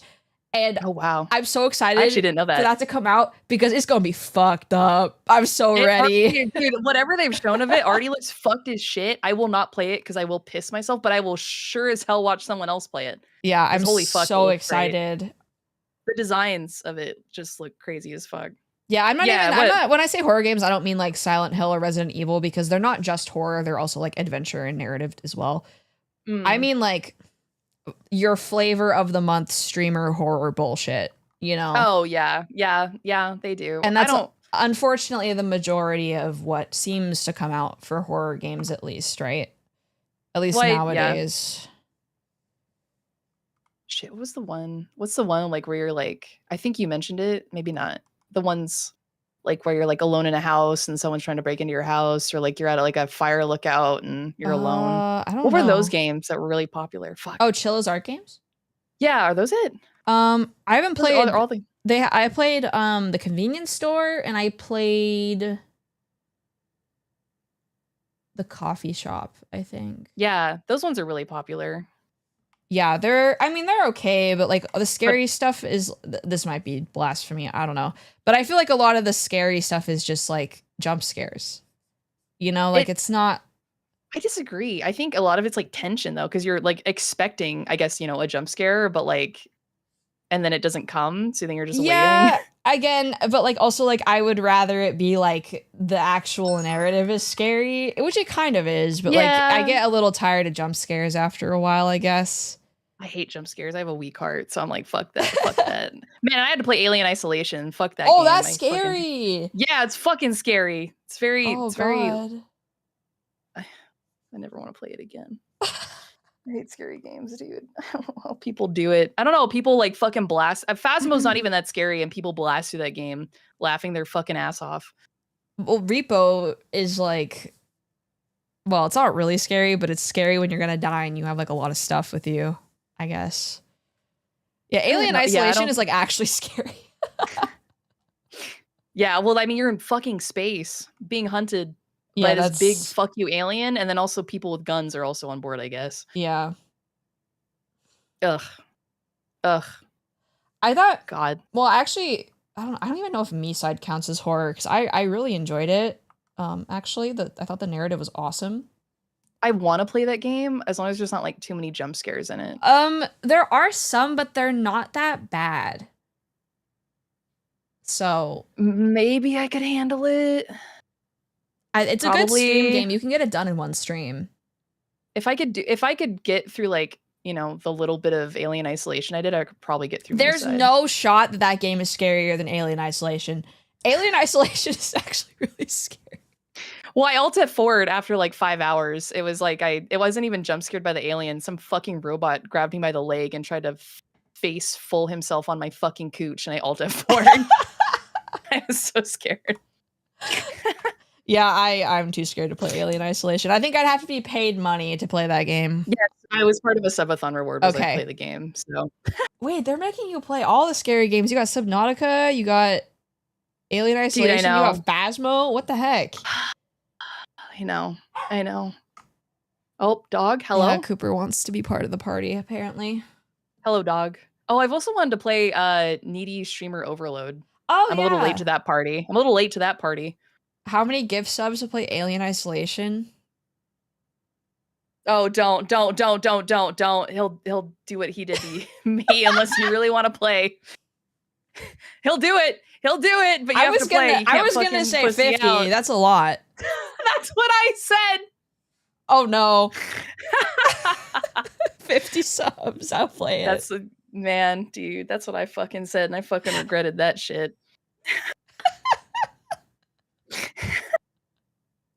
Wait. You're fucked, dude. I hope you like Alien Isolation. You're fucked, dude. I hope you get further than I do. Maybe we play it together, because I technically have to play it again after that stupid mistake. Hi, Kane. We answered your question earlier. Oh my god. Yeah, we did answer your question. Actually, yeah, wait. We could play it together. How about that's the deal? How do we swap off? Maybe we swap off like halfway or something. Yeah, something like that. Let's go! I told you. Fuck! I warned you. I warned you, dude. Now you're fucked. God. Now we're both fucked. We're on the line. Because Iowa part 2, so now we're both fucked. Too bad there's no like multiplayer mod. That'd be fucking crazy. Holy shit. Thank you so much for the subs. What the hell? I thought you weren't gonna do it. No, I warned you. No, you did. You did. I warned you. No, I wasn't sure. You. Okay. I warned you. Well, I guess we're playing Alien Isolation next week. Good luck. I will be there for that. No. If I'm here, I'll play that with you. I'll be on stream. I'll be your emotional support. My God. I'll hold your hand. Please hold my hand. This is gonna be scary. It's fucking scary, dude. Holy crap. What the hell? Oh my god. Well, I guess it's horror time next week. Everybody's gonna be at Offkai. They're gonna miss it. Everyone? Do you have a lot of people going to Offkai in your Actually, community? I don't know. I don't know if anybody's going to Offkai. I know like one person's going. I'm gonna go fucking... Should have asked for more. I didn't want to ask for more than 50. 50's a lot. Yeah, I know. That was me. I was like, haha, 50, like as a joke, right? Yeah. Like, haha, 50 so many, and then he fucking laid it out. I'm like, you fucking bitch. I should have said 100 because there was in fact a discount. I've learned. I learned my lesson. Oh my god. Why is the dog? Why does he want to be in here? I love you, dog. Hello, dog. I don't dog. want you. I love you, Cooper, but I don't want you. What the hell? Is this just like a mission to get people to play Alien Isolation? I think just to see us wet ourselves, to be honest with you, because they like to see us scared. All right. Well, I appreciate this. I appreciate the subs. Thank you so much. Do you need me to hold your hand, Pookie? Yes, Princess. Please hold my hand. Okay, I'll hold your hand, Pookie. I got you. Oh my god. Oh, Princess, I'm going to isolate your alien. Oh my god, you all be positive. Fucking bring it on, dude. Shit, I'd rather fuck the alien than fucking... What is he? Is the alien even hot? Is he like... you know, if you're into that. Alien Isolation. Oh, it's literally the alien. Oh, I didn't realize it was like Alien the movie. Yes. Yeah. What? You didn't know it's the actual alien this whole time? I thought it was a different thing. Oh, I was thinking of Dead Space. Oh, no, at least in Dead Space, you have a fucking gun. In Alien Isolation, you just have your full pussy out, and they're just like, ooh, I'm gonna get you, hee, and they fucking kill you. Oh, no. Dude, and they can hear you on mic. They can hear you. If you have that on, if you have your microphone on, it'll hear you breathe. It'll hear you when you run. So you have to like, if you're running, it'll fucking chase you down and murder you. So you have to like sneak around. I hate that. Yeah, and it like slithers in the vents around you. Ew, ew. It fucking sucks, dude. Have fun. I hope you have a great time. Oh, It was so much fun. Oh god. Oh no. Okay. Oh,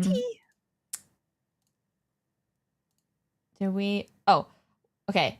Another question. What are the best and worst parts about being a VTuber / streamer?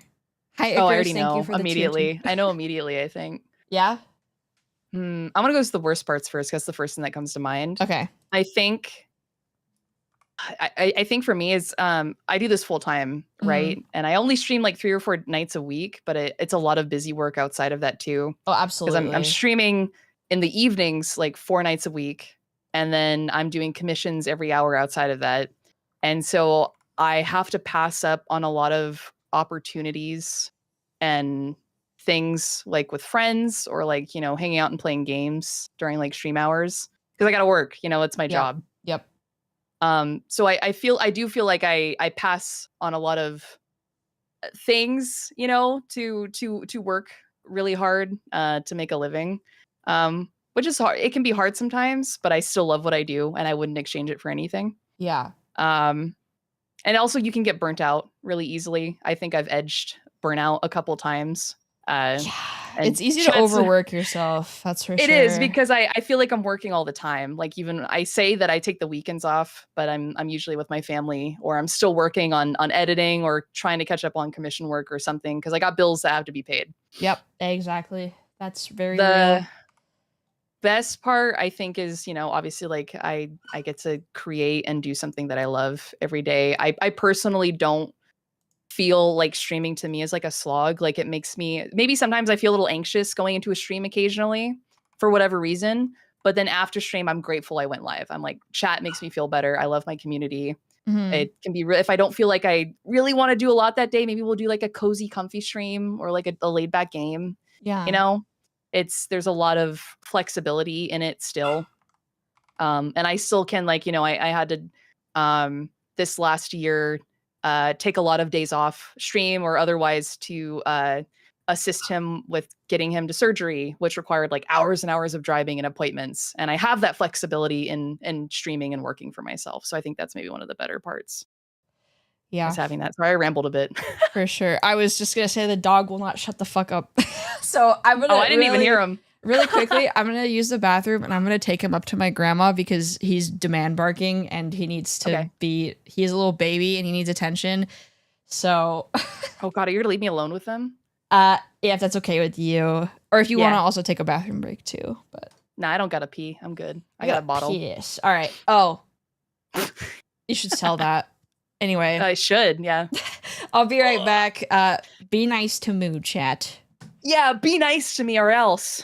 Shit, I don't know what I'm gonna do. All right, I'm gonna go get the dog. I'll be right back. What the dog doing?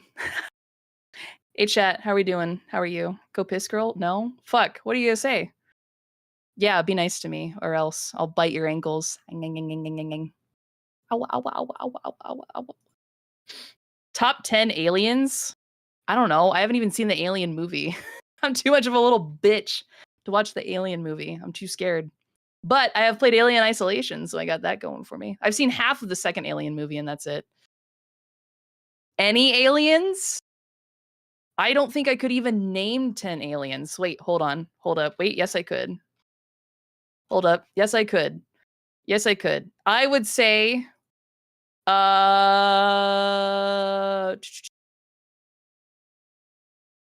Babylon... Wait, I gotta look up the name. Hold up. I would say Linear from Babylon 5. Fucking the alien from Alien. Garrus from Mass Effect is pretty fucking hot. I guess Ben 10. Is Ben 10 aliens? Or I thought it was monsters. Or is that the same fucking thing? I think it's like only 4 aliens. I can't name 10 aliens. I love Babylon 5. Okay, to be fair, I was a Babylon 5 watcher, not a like a Star Trek watcher. I haven't seen any Star Trek. I've only seen Babylon 5. And that shit's amazing. I love Babylon 5. That shit's so much better. But yeah, I guess Superman's an alien. I guess. I really can't name all that. No, I didn't watch Farscape. Ben 10? Oh, because it's all 10 aliens? I guess. I didn't really watch a lot of Ben 10. I'm too old. I'm too old. I guess so. The Doctor's an alien. Yeah, fuck the Doctor. David Tennant's hot. He's hot. I'd do it. Fucking, why not? Oh, yeah, Starfire is number 1, actually. Actually, Starfire. And then Blackfire, right? Is that her sister? Whatever her name is. Yeah, both of them. My search history would confirm that, for sure. For sure. I don't think Raven's an alien, technically, is she? Isn't alien technically like a Raven's like a demon, right? Or is that different? Martian Manhunter? Who the fuck is Martian Manhunter? I don't know who that is. She's a demon? That's what I thought. Oh, if I had to pick Raven or Starfire, I'd probably pick Raven over Starfire, but I love both of them. Chewbacca? Oh my god. Chewbacca. Damn, dude. Yoda. Welcome back, Bear. I see as you're getting in your chair, slowly coming back to life. You're slipping on your digital flesh suit. Yeah, sorry, I had to get back in my flesh. The creature has been dealt with. I picked him up like a baby, gave him a kiss on the little head, and I gave him to my grandma. You said, fuck off. Yeah, because he was just being a little baby. I spend so much time with him, and he's like, why are you leaving me? Please. So. The baby. Kicked out, abused, abandoned, unloved. He acts like we don't feed him or spend time with him literally 24/7. He literally sleeps in my bed or my grandma's bed. Like, he is. Aw. He's a little baby. Yeah, he's a little baby. Raven or Starfire? Raven. I'm kind of in the middle on this one. It's a hard decision. They're close. I like Raven both a lot. at the same time. You can. Is that allowed? It's a valid answer. It's just the fucking both. Both is good. Were you guys talking about superheroes? They were saying name 10 aliens, like top 10 aliens, and it was really hard just to name 10 because I don't know that many aliens off the top of my head. Oh wow. E.T. Right? E.T. The Xenomorph. Starfire. The Martian from what the fuck is that? DC? Looney Tunes? DC. Oh, also Looney Tunes. Shape Smith from Invincible. Oh, I still haven't seen Invincible. Wait, what is the full context like? No, we didn't say fuck. We just said name top 10 aliens. We didn't say I know who. I was like, I know who Martian Manhunter is. I just was forgetting the suffix. Invincible would be hard. I think. Well, okay, so lore. I worked on season 2. The gore. You have a bad time with gore, right? Yeah, I feel like maybe I could handle it because it's like cartoon gore. Yeah, it's not. I mostly have an issue with like Hollywood like CG gore or whatever. Oh, you know? Yeah, you'd probably be okay. I mean, it's like or gory, like even but like Hollywood like violence or whatever. I can get a little sick. It's pretty stylized, and I didn't have to like look at any real gore when I was doing any of that stuff. So yeah. But the worst it gets is probably intestines. Yeah, I don't know. Maybe I can handle it. I haven't tried. I don't watch a lot of shows that have a ton of gore, and like if they do, and I kind of feel like maybe like so like in like Game of Thrones or like Westworld, if I feel like I can tell like a scenario is coming, I usually just cover my eyes until it's over. I'm one Yeah, of those people. yeah, you might not be. Yeah, it's kind of a lot. See, I'm a little squeamish. It's so funny, and it's like only with like animated or like Hollywood gore, I've had to deal with like emergency scenarios Oh in my the God. past. I won't go into detail. With people and things, and have been totally fine, like totally calm. Everything's fine. There's something about Well, they make it like a spectacle, I think is the main yes, thing. I have there's a hard something time about it sometimes. that's like triggering something in me. Maybe you read the comic. Yeah, comics fine. That's fine. Comics reading something like a book or like comics is fine. It's the like like animated or I could finished try the it. comic. It was really good. Oh, okay. Well, I could probably do they that. changed That's some fine. stuff. It's a little dated in some ways, but it's still really, really, really solid. I would Yeah. say the changes that they made in the show are definitely better, but the comic is still really good. Yeah. So. Like I tried to watch like The Boys and I couldn't even last half an episode. Oh, yeah. I don't know. I couldn't even last half an episode. I dropped it immediately. Did you watch The Walking Dead ever? I only got through like half the first season. I didn't get very far. Same writer as Invincible, actually. Oh, interesting. I didn't know that. Yeah. Yeah, it's very I highly recommend it. But what about The Sitting Dead? All right, dude. Yeah, no one ever talks about The Sitting Dead. All right, man. Okay, The Walking Dead was so like looking back, why did it get that popular? I don't know. When did it come out? Hang on, what year would it come out? 12, I think. I want to say there wasn't like a lot of that was remember. Like the cultural zeitgeist of zombie media. I feel it was. That's what I was gonna say. I think it was like the really big zombie media of the time that was out. Like I cannot recall that there was like anything else immediately, but yeah, it just got really really big. Yeah, I think it was the same time as Breaking Bad. My one joke I love to make every year when I watch like the game announcement shows, I'm like, oh honey, it's time for your yearly Dying Light announcement that we've had for the last 10 years. Is it like they're making like a new game or they what? keep like, I don't know, it was announced in like 2014, I think, and they've had a trailer for either the game is coming out next year, guys. The game's coming out next year, guys. Oh, there's DLC, guys. Oh, there's a sequel, guys. The sequel's coming out next year, guys. Oh, there's DLC for the sequel. Like, oh my God. Every year. No idea. Dying Light every year. Or like when they've like released, kind of like how they've released, like re-released Skyrim like a million different times. Yeah, Skyrim on my Samsung smart fridge. Yeah, like fucking Skyrim Gold Edition, Skyrim Rainbow Edition, Skyrim Asshole Out Edition, like re-released it like a million different times. It's the same fucking game. What's it with games coming out that are just job simulators where you become project manager handling resources? They're easy to make and they make a lot of money on Steam because they're really good stream games where you don't have to talk, you can just talk over it. Or if you come home from work, you don't have to think very hard. You just turn the game on and you waste time.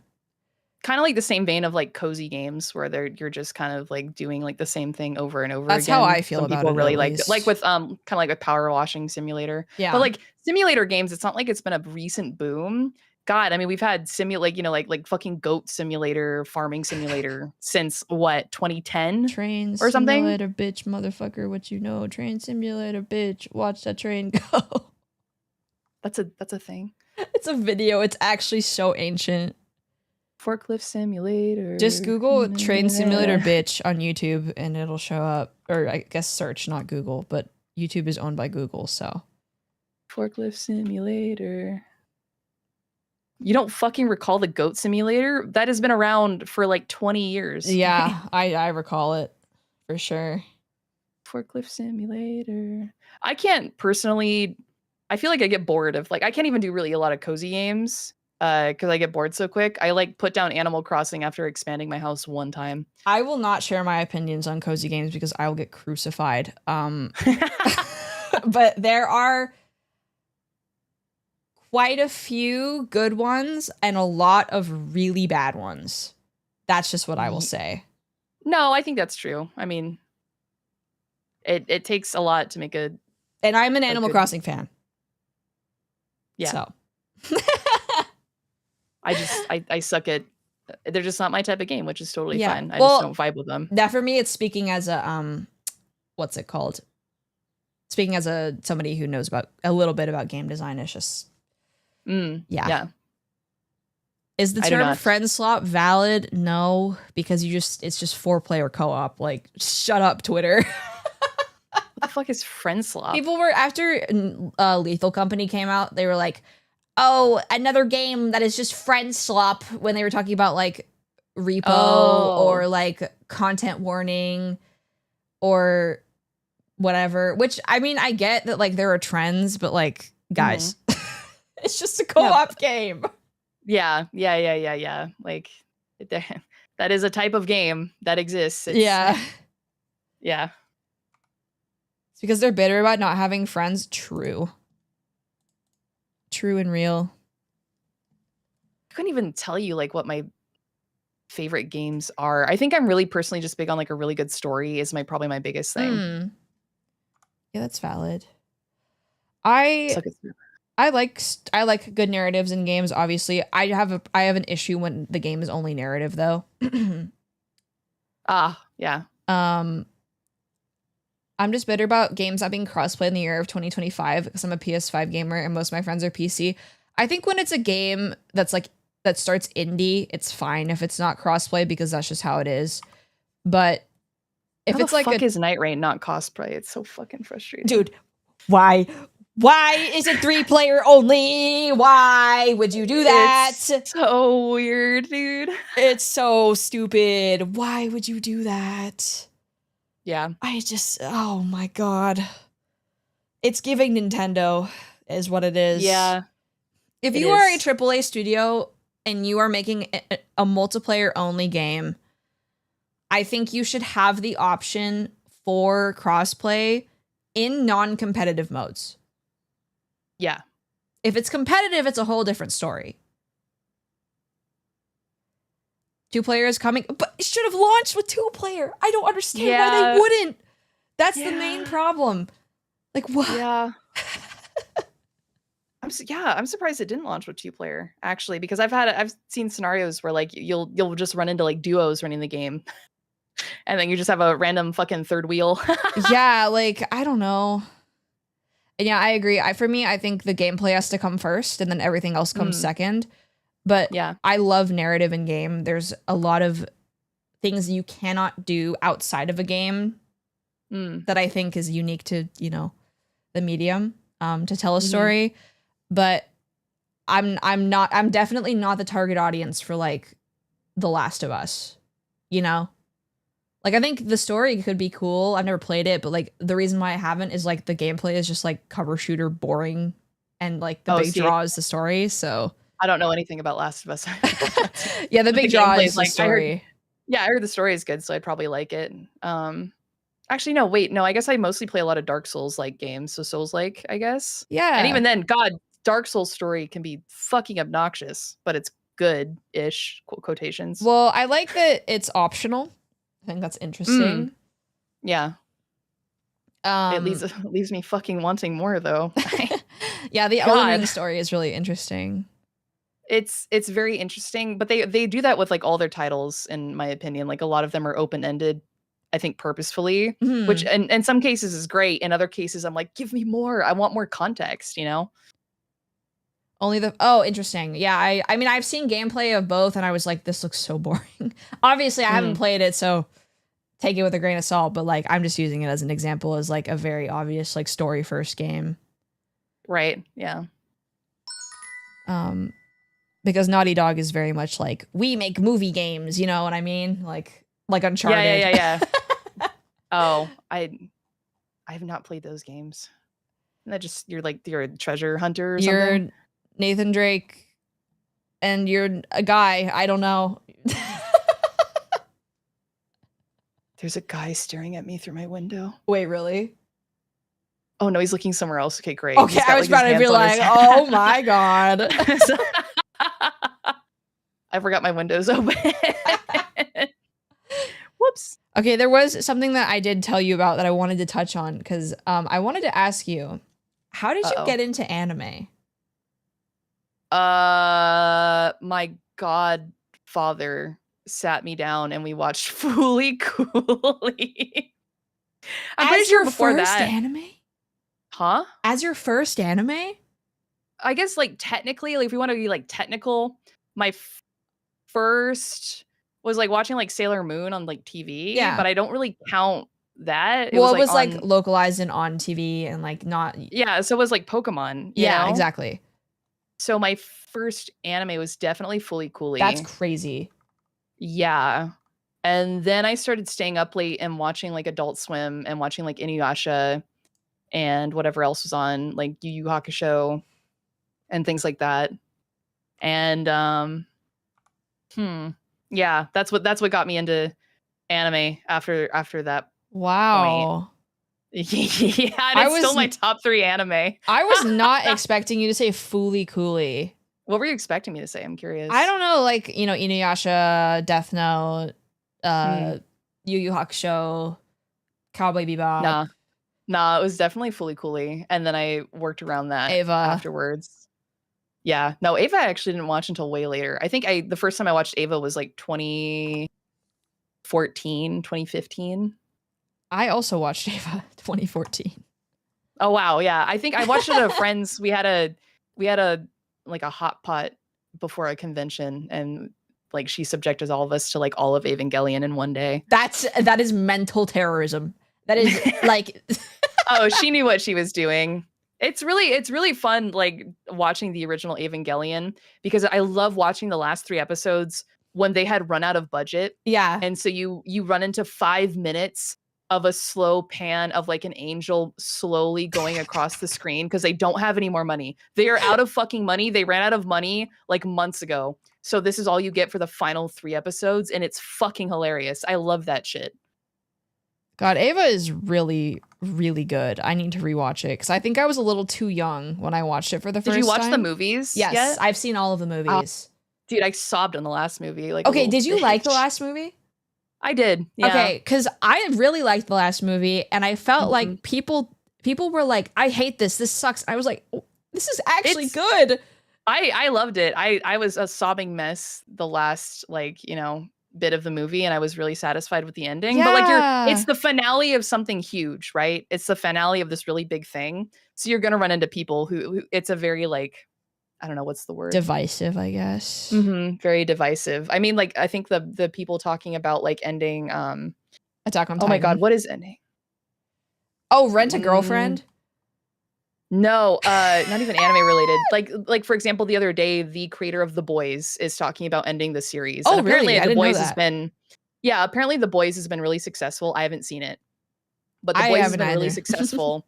And the creator of the show is talking about how he's nervous, like writing the ending, because he wants people to be satisfied. But there's so many shows that are remembered for their shitty fucking endings, and very Game few of that are Thrones remembered. Yeah. Well, that was not George R. Martin's fault, though. So at least from what I understand. Like, yeah. So you're running into like, a lot of that with like Evangelion, right? But I loved it. I thought it was great. Personally, I love Ava. I do too. It's really good.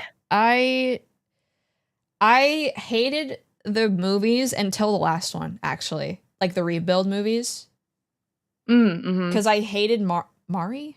Is that her name? Really? Oh my god, I love Mari. I hate it. Well, she is like the least insane out of all of them. And I think that's why the ending of the last movie was so good.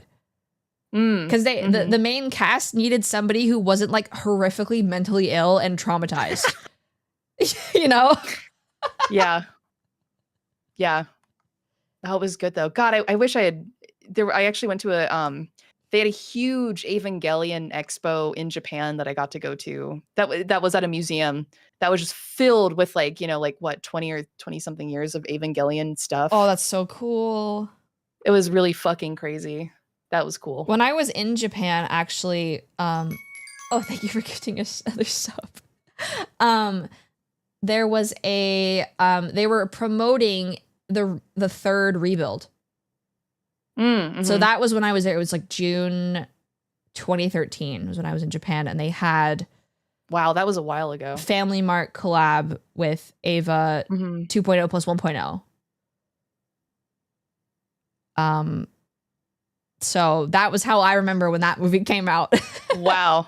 Because I was there. That was so long ago. It was. But it took forever to make the fourth movie. It was what, like 2019 or something? 6 years? I don't remember why. There was definitely a reason why it took so long. Well, Anno I think is maybe Anno. wasn't the yeah, I think that was it. I think he was taking a break. Yeah, when I went to Japan, it was only Tokyo, and I remember the collabs at the time in the convenience stores were Ava. I got a Miku Popipo vegetable juice. Oh my god, that's I kept the bottle. I cleaned it and I kept the bottle. oh my god. I got rid of it a while ago though, like a couple years ago. I should have kept it. You should have.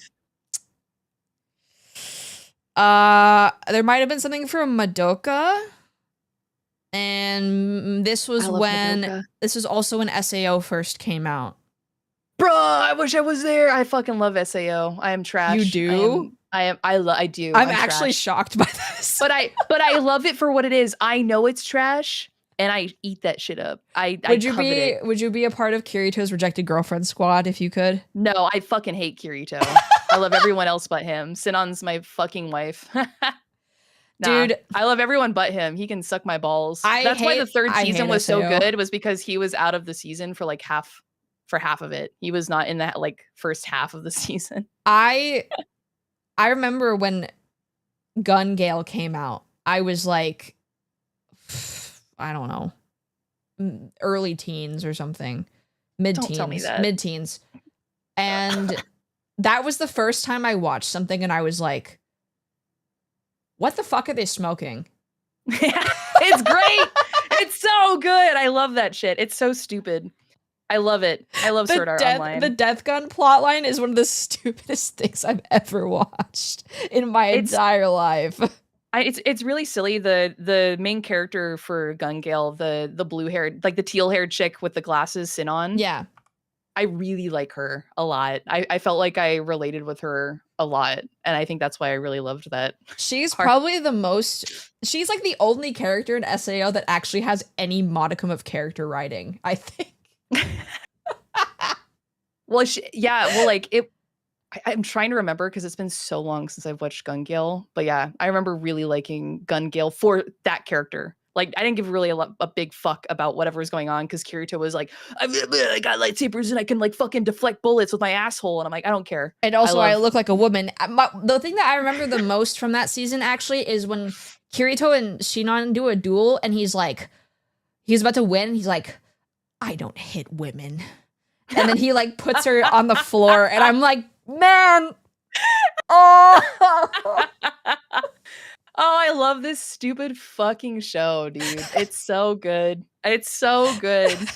It's so painful. I swear, but I'm like such a third season truther though, because the third season gets good because they finally are like, you think about like after the first season where they go through years in this like fucking video game simulation or watching friends die. You think you would never want to touch a video game ever again? Like, yes. You would think these kids will be fucked up, and they don't touch on like the psychological effects until the third season, and it's crazy. I love how they finally touch on it. Like they're like, wow, Kirito is fucked up mentally. Like he's done. My favorite part about how because I saw like the first episode or whatever. My favorite part about how they deliver that is like, Kirito, coma, bye. Like that's.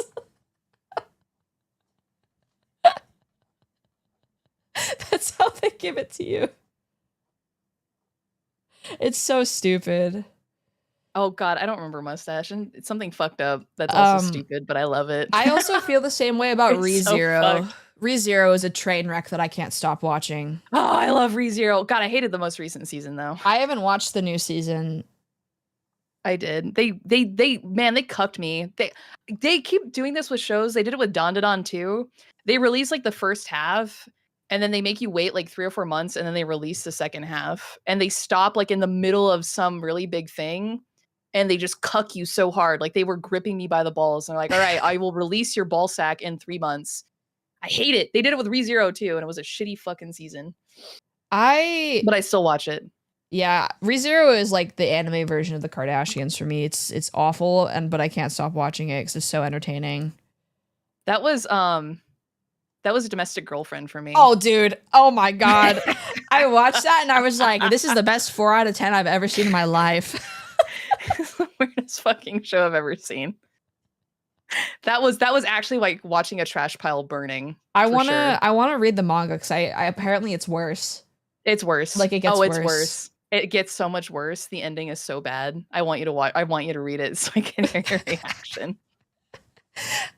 There's a lot of animes that have turned into trash fires lately. Mm-hmm. Oh, like Oshinoko was pretty fucking bad. Bro. Holy fuck. I remember when the first season came out and everybody was like, this is the best thing I've ever seen. And then I was like, okay, I'm gonna read the manga. I read the manga and I was like, what is this? This is the worst thing I've ever read. Like it's so bad. Which sucks. It started off so strong. It was crazy. I think it got a little overhyped, but it was definitely interesting. Yeah, I thought it was interesting for sure. God. I feel like that first episode is gonna be remembered like School Days was remembered. For that ending. I shouldn't have watched School Days. Holy fuck. That shit was fucked up. That was a fucked up show. Little baby anime fans don't know. They don't know about School Days. They don't know. If you know, I'm sorry. If you don't know, don't look into it. No, I think you should look into it. No, don't look. That's a trash fire and a half, that's for sure. Yeah, it's not great.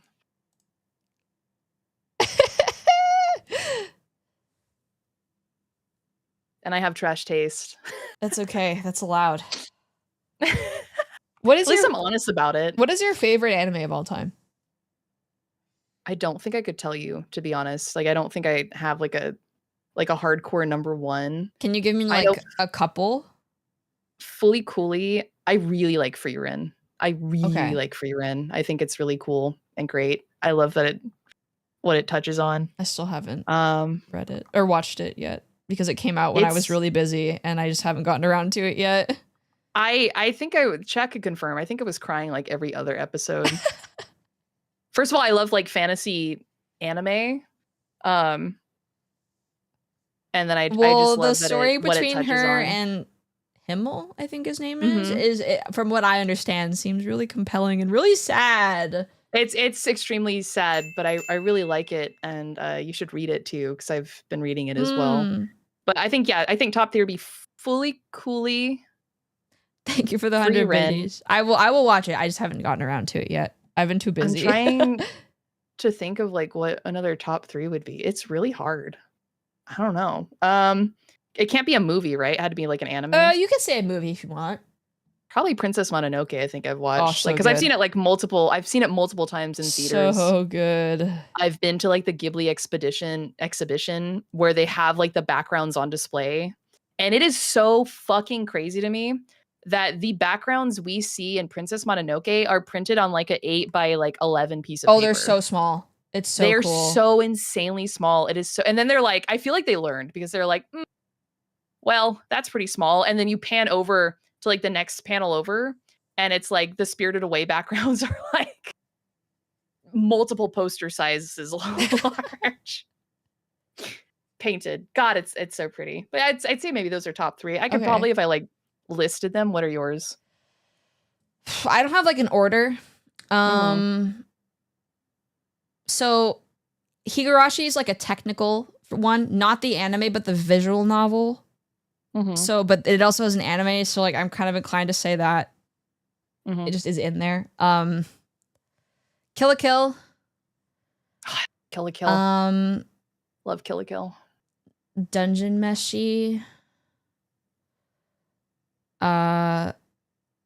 Monogatari. And what did I give a 10 on Mal? Let me look. I don't think I saw Monogatari. Dungeon Meshi is really good. I'd say Dungeon Meshi is definitely in like top 10 for me. I highly recommend watching Monogatari if you enjoy compelling character writing and are okay with like. Have I seen it, Mustache? Am I stupid? It's a lot of talking. That's the main thing. It's a lot of talking. But it's incredible if you like analyzing things. Probably, maybe. I mean, Chainsaw Man is up there just because I love Chainsaw Man, and also the second season of Mob Psycho is really good as well. Still haven't watched Mob Psycho. Oh, you would love it. You should watch it. It's so good. Chainsaw Man's really good. I can't stand the fucking main character. Mob? But like, no. Sorry, Chainsaw Man. Oh, you don't like Denji? No. Well, I don't hate him. I understand really, like he's flawed, right? He's not like he's just traumatized and a child is mainly the like that's the whole point. Yeah. Yeah. Yeah, I've heard really good things about Mob Psycho. I just haven't sat down and watched it. I know animation wise it's really fucking gorgeous. Yeah, Mob Psycho is incredible. You'd probably love it, actually. I'm someone who I definitely like analyze like a lot of like the visuals and like symbols of things in like shows, or like I think about like why did they do this, or like how looking at like how something's like animated, and stuff like that. I think probably because that's what I'm really passionate about. You should watch Mob. I think I know I need to. I probably would. It's about self-improvement and self-confidence, and there's also a teacher-mentor relationship that will make you cry. Great. I love crying. No, I've heard really, really good things about Mob. I know I super need to watch Mob. Chainsaw Man is good. Like it's a great series. Don't get me wrong. I love watching it. Have you read the manga? I'm not a Denji enjoyer. I've read some of it. I have not caught up on the manga though. I don't think Denji is the most interesting character, but like he exists to be like things just happen to him and you feel bad for him. Like to like carry the story or whatever. Kind of like the main character from like Jujutsu. Do you avoid anime not because it's bad, but because of the fandom? I don't interact with anime fandom anymore because everybody's annoying and stupid. Yeah, I would say like I just watch what I want to watch. I don't give a shit. I think the only thing maybe I was put off by was like I never got into Homestuck because the fandom kind of put me off. Guess who? That's like the only thing I can really one time. You? Yeah. Like that's the only thing I can think of that I've avoided because of the fandom. Everything else like is free game, but I'm also like a adult anime watcher, so like I can't fucking judge. Denji's like the average 16-year-old. He has no thoughts outside of man, I want boobs and man. No, you guys read the manga. It's interesting. I think I really do like Chainsaw Man is very beautiful, and I'm excited for the movie for sure. And a lot of like the symbolism and like the human condition we see and like Chainsaw Man is really interesting too. But God, a lot of death. He has complex thought that he tries to put into words but can't. And you're supposed to kind of glean what he is thinking based off of what's happening. Like when Power is offering him boobs and he's like, I don't like this actually, because he's like, oh, all women aren't sexual objects actually, that we can be friends instead. You know, like that there's more to Denji than meets the eye, you know? Like you gotta like think about this a little bit. God, I'm excited for the movie. Me too. I feel like it's gonna that arc is gonna be a lot better as a movie. So I'm looking forward to it. And let me say, I'm saying this as somebody who hasn't read part 2 of Chainsaw Man. So I'm saying it definitely as like a visual standpoint. Just watching, like looking at the visuals of the trailer, I was like, dude, whoa. yo.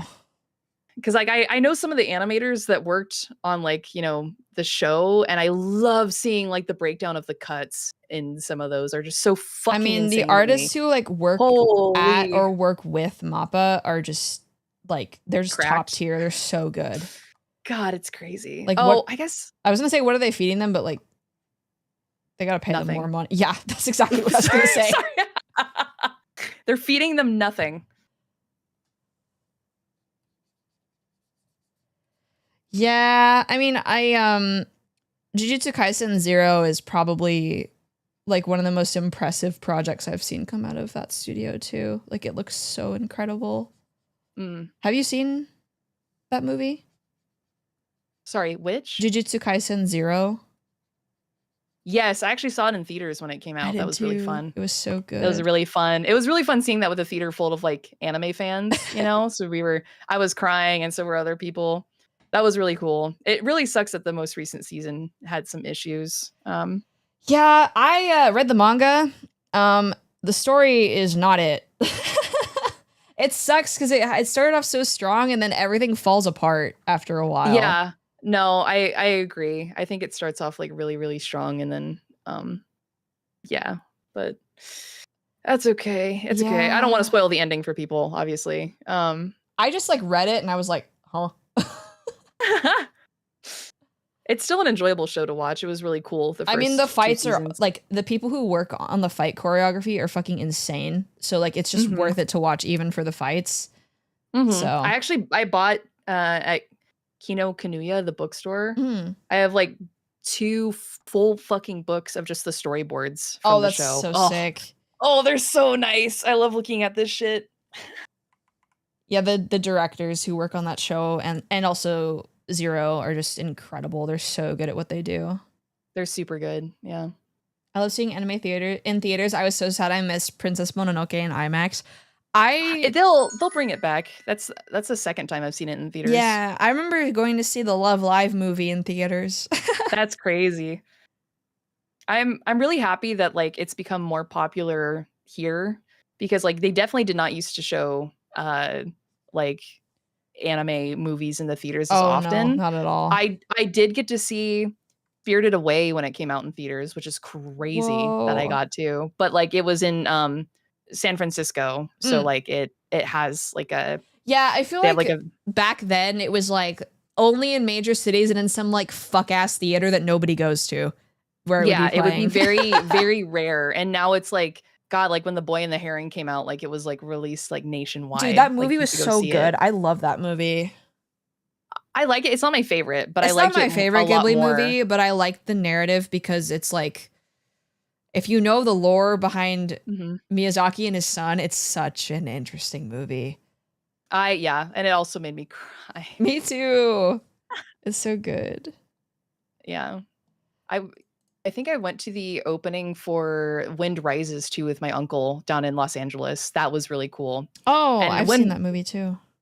It's not my favorite, but it's still like it still made me cry. That movie has a lot of controversy behind it. I thought it was really interesting, personally. Yeah, it was an interesting movie for sure. I thoroughly enjoyed it. Not my favorite Ghibli movie, but it's definitely worth watching. Yeah. What was the last anime movie I saw? Promare like 4 times in theaters. I still haven't seen that movie.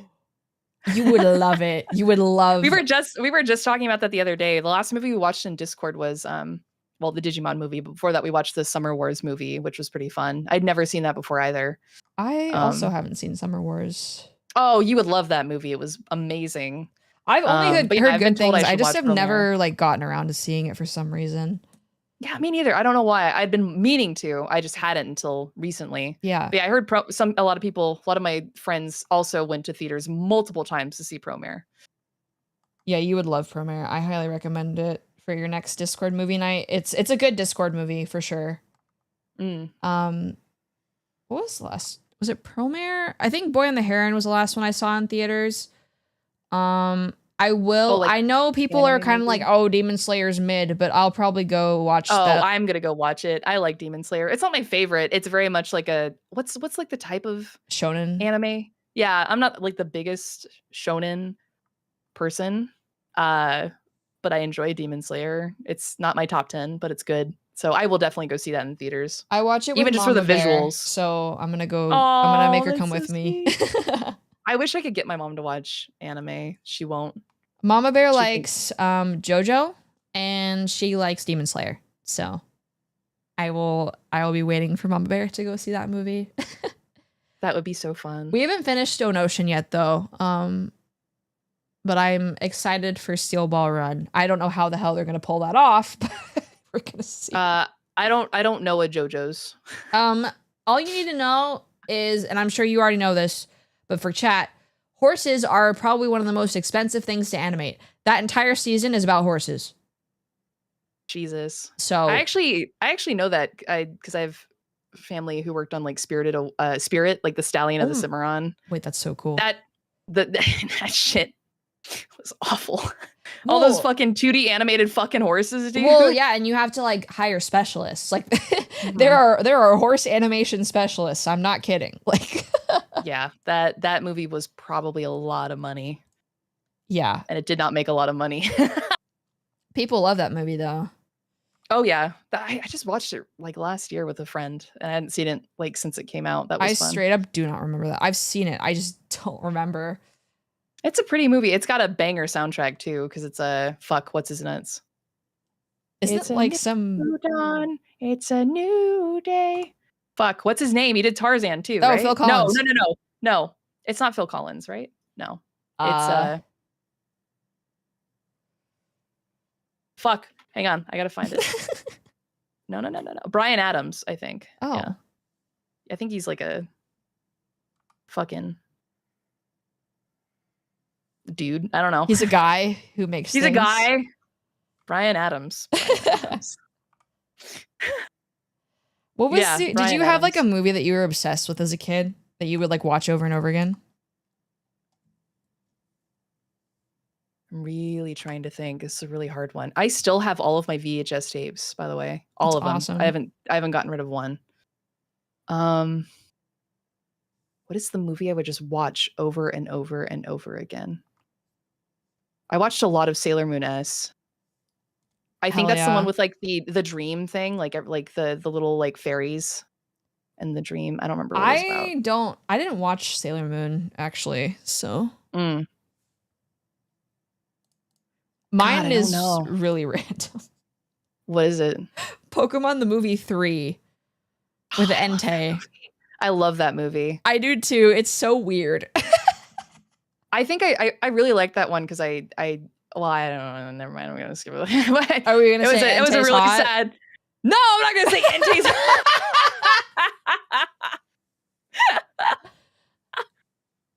It's a really sad movie because like she like misses her dad. Yeah, and her dad And is she like thinks that like kind of dead, like low key at the beginning yeah. as well.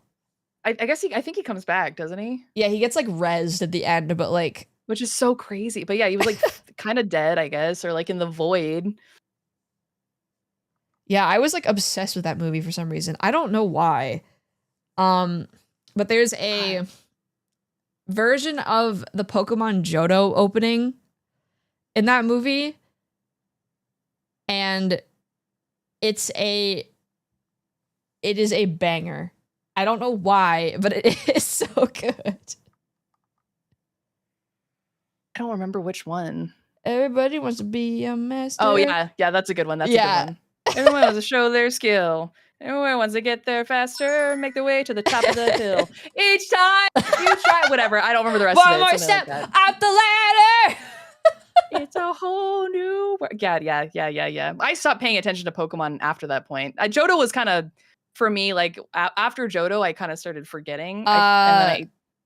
Pokemon anime names. is good again, but Oh, is it? yeah, after Sun and Moon was the kind of like the resurgence, and then everything after that is really good. But like, would I get the story if I just start at Sun and Moon? No, because it's self-contained. Oh, great. Okay, cool. Yeah, Sun and I'd Moon. watch it People again. were hating on it at the time.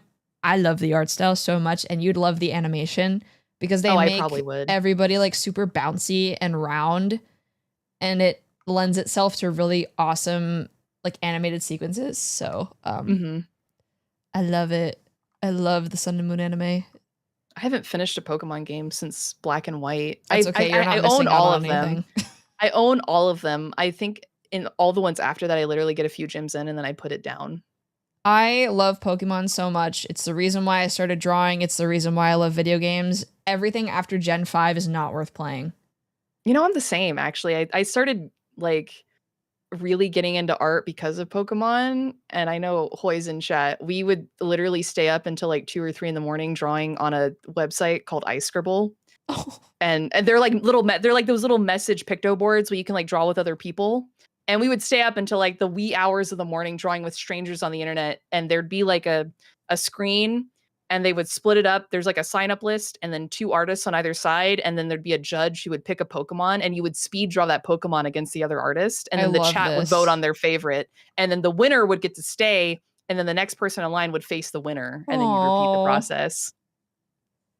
But like that's what got like me like really like considering art was like doing those speed drawings like That's so on cute. iScribble. Was just fucking Pokemon, dude, of all things. What's your favorite like, Pokemon? Wow. Miltank. Of course. Without even fucking of course it is. wasting a breath, dude. Of course it is. Miltank. Miltank, yeah. What about you? Is it Teddiursa? No, I have a couple.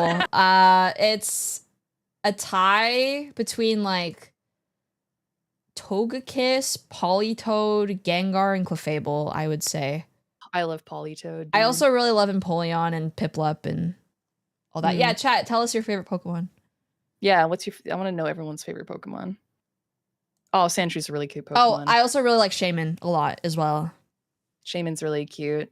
I'm trying to, like, I really suck at fucking Pokemon names because after Johto, it starts becoming a blur. See, I remember, like, if you show me a Pokemon from, like, Alola down, I could probably name it. Mm-hmm. But anything past that, it gets shaky. Yeah. Oh, Alola Ninetales is pretty fucking cool. I'd say, I think my favorite Pokemon are probably, now that I'm thinking about it, Shaman, Togekiss, and Politoed. Politoed is so underrated. It's so cute. Politoed is like super cute. People don't understand how cute he is. I'm like trying to think of like my favorites, like that, like were like kind of like my staples. Like I'd always have a Vaporeon on my team because the health pool was insane. Always. Yeah. Miltank. Don't be sus, chat.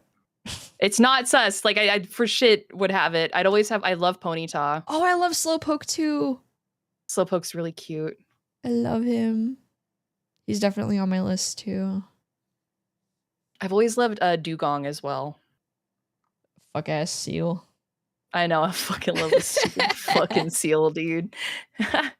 Dragonair has always been really cool. Like again, all of them are like from like Gen 1. That's and okay. I love Sylveon. I love Sylveon. Yeah, Sylveon's awesome too. Super cute. Mm-hmm. I think that's it. That's all I can really think of off the top of my head. Those are good choices though.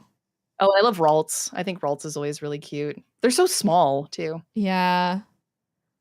Do you have any Pokemon that you like hate with a passion? The ones that just look like fucking appliances in my grandmother's kitchen. Like, you don't like Rotom? I mean, like the basic Rotom, but then there's like there's a Pokemon that's like an ice cream cone. You don't like Vanillite? No. Nope. I don't like them. You can fucking hate me. And then there's like a lot of legendaries that look like ass. That's true. Frankly. Have you ever there's seen a lot of legendaries. Moltres without fire? What is it? Just like a fucking plucked chicken? Just look up Moltres without fire. Okay. Moltres without fire. Yeah, it literally just looks like a fucking plucked chicken.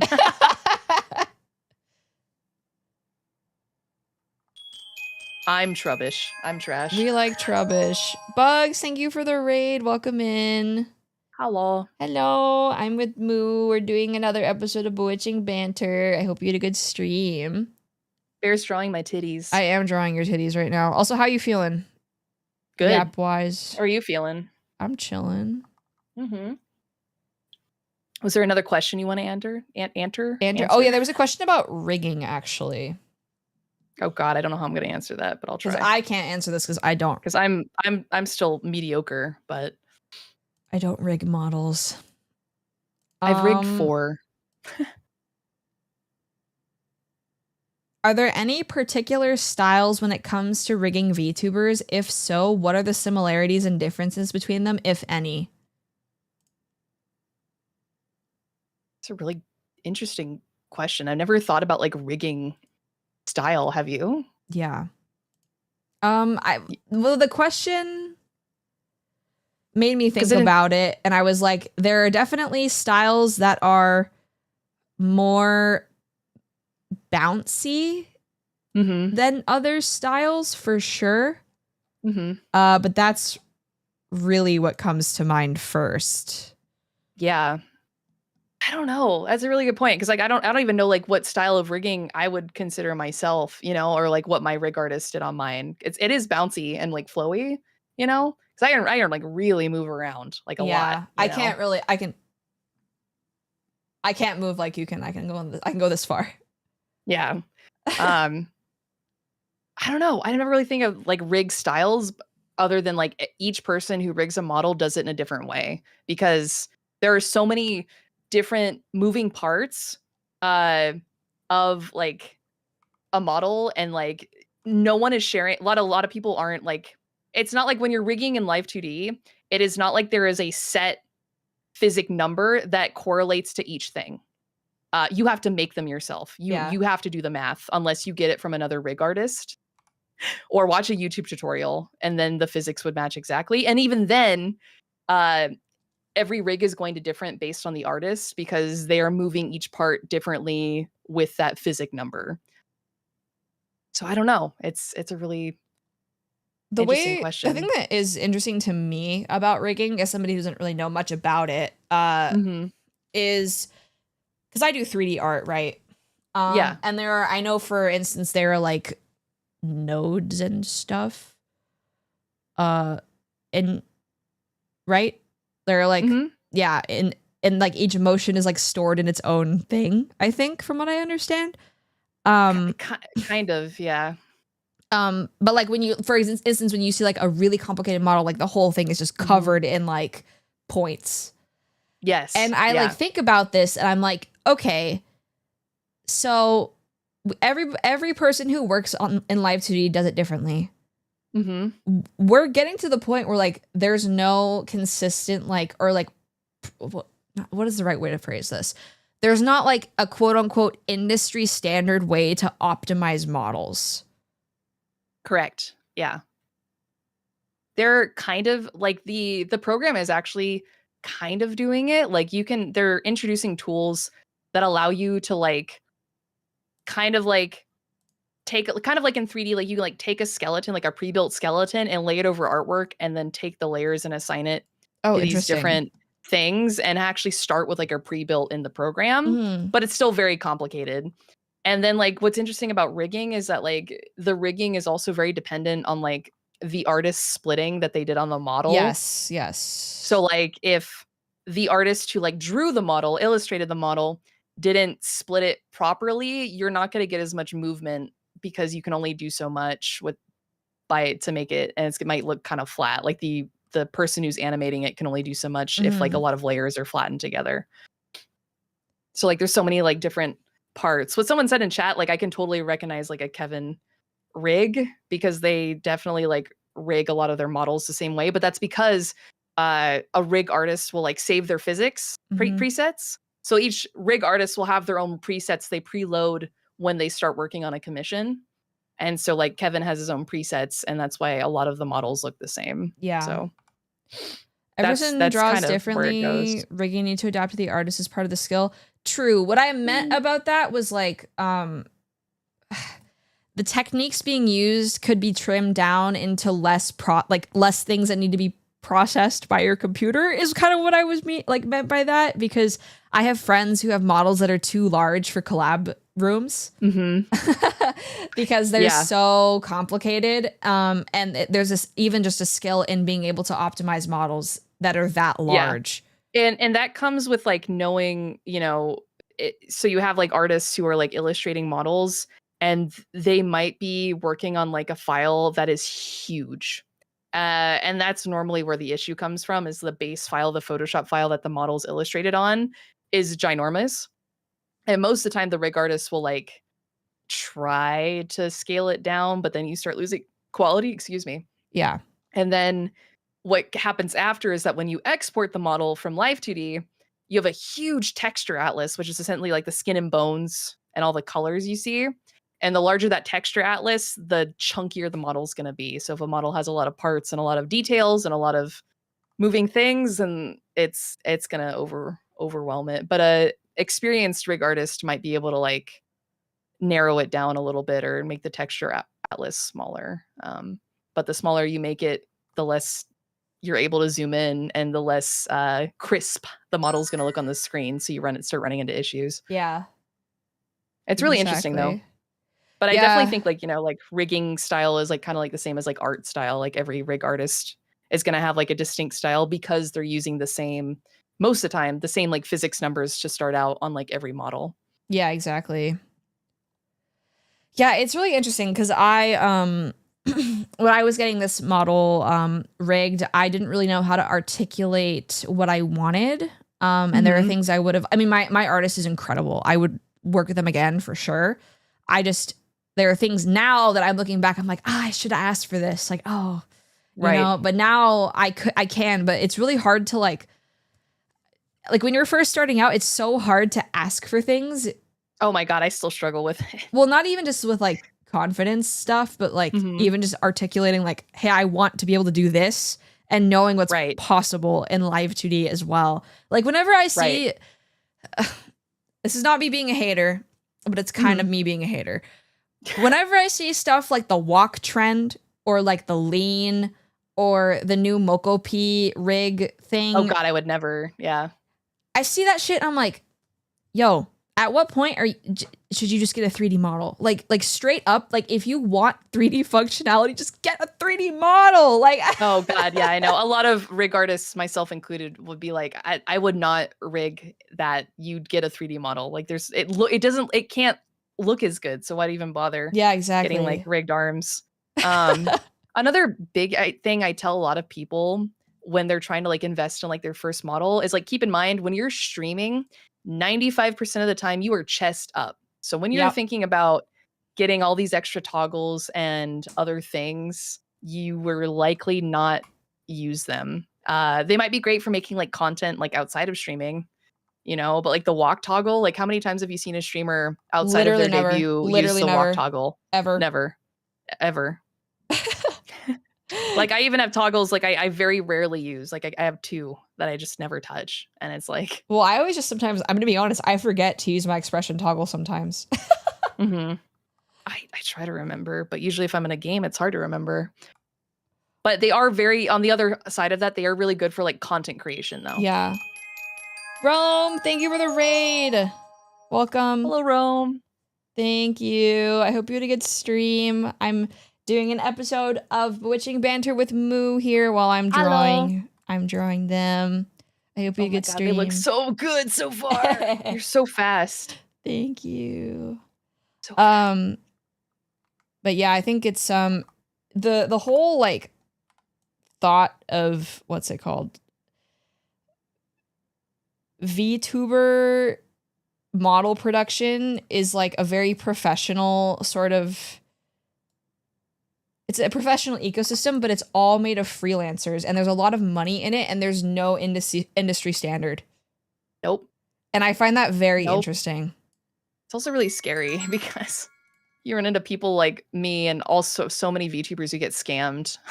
Yeah. Because of that too. Exactly. And it just really fucking sucks. You hear so many scam stories in like the VTuber sphere. Dude, yo. Right now. We are both black. Oh God, go drink some water. We're here to babysit them. The two face cam streamers are handing off the children to the two VTubers. Surely this is dangerous. Fine. You threw up? I hope not. You did? Oh, dude, go lie down. Oh my God. Dude. Go to bed. Go drink water and then lie down. Drink a shit ton of water. Also eat something, probably. Yeah. Rome fruit up. He rated me and he's like, I flew up. I flew up. Stopping wet dog. I flew up. I'm sorry, Rome. Go to bed. Don't do the ooh. Go. What the fuck? That's crazy. Mom, I flew up. Mom, I flew up. Yeah, go to bed, bro. Go to bed. So, okay, since Rome and Matt are here, and I had this conversation with Matt a while ago, what are your thoughts on chocolate tequila? Ew. Yeah, right? Ew. I would not. No. I'll take tequila shots, but chocolate tequila sounds disgusting. I so know. Fucking no.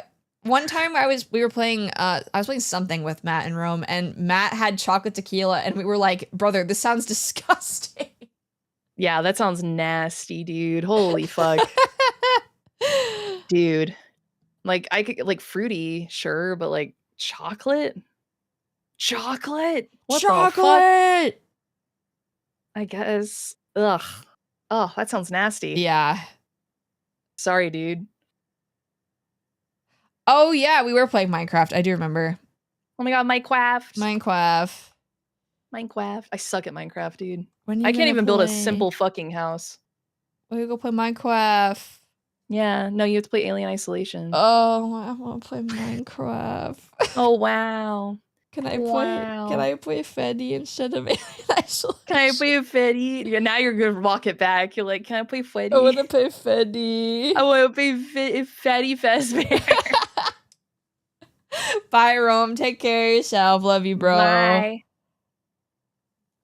Wow, say goodbye twice to you and then not to me. Fuck you, Rome. I don't even exist. I'm so hurt. What am I, chopped liver? Apparently.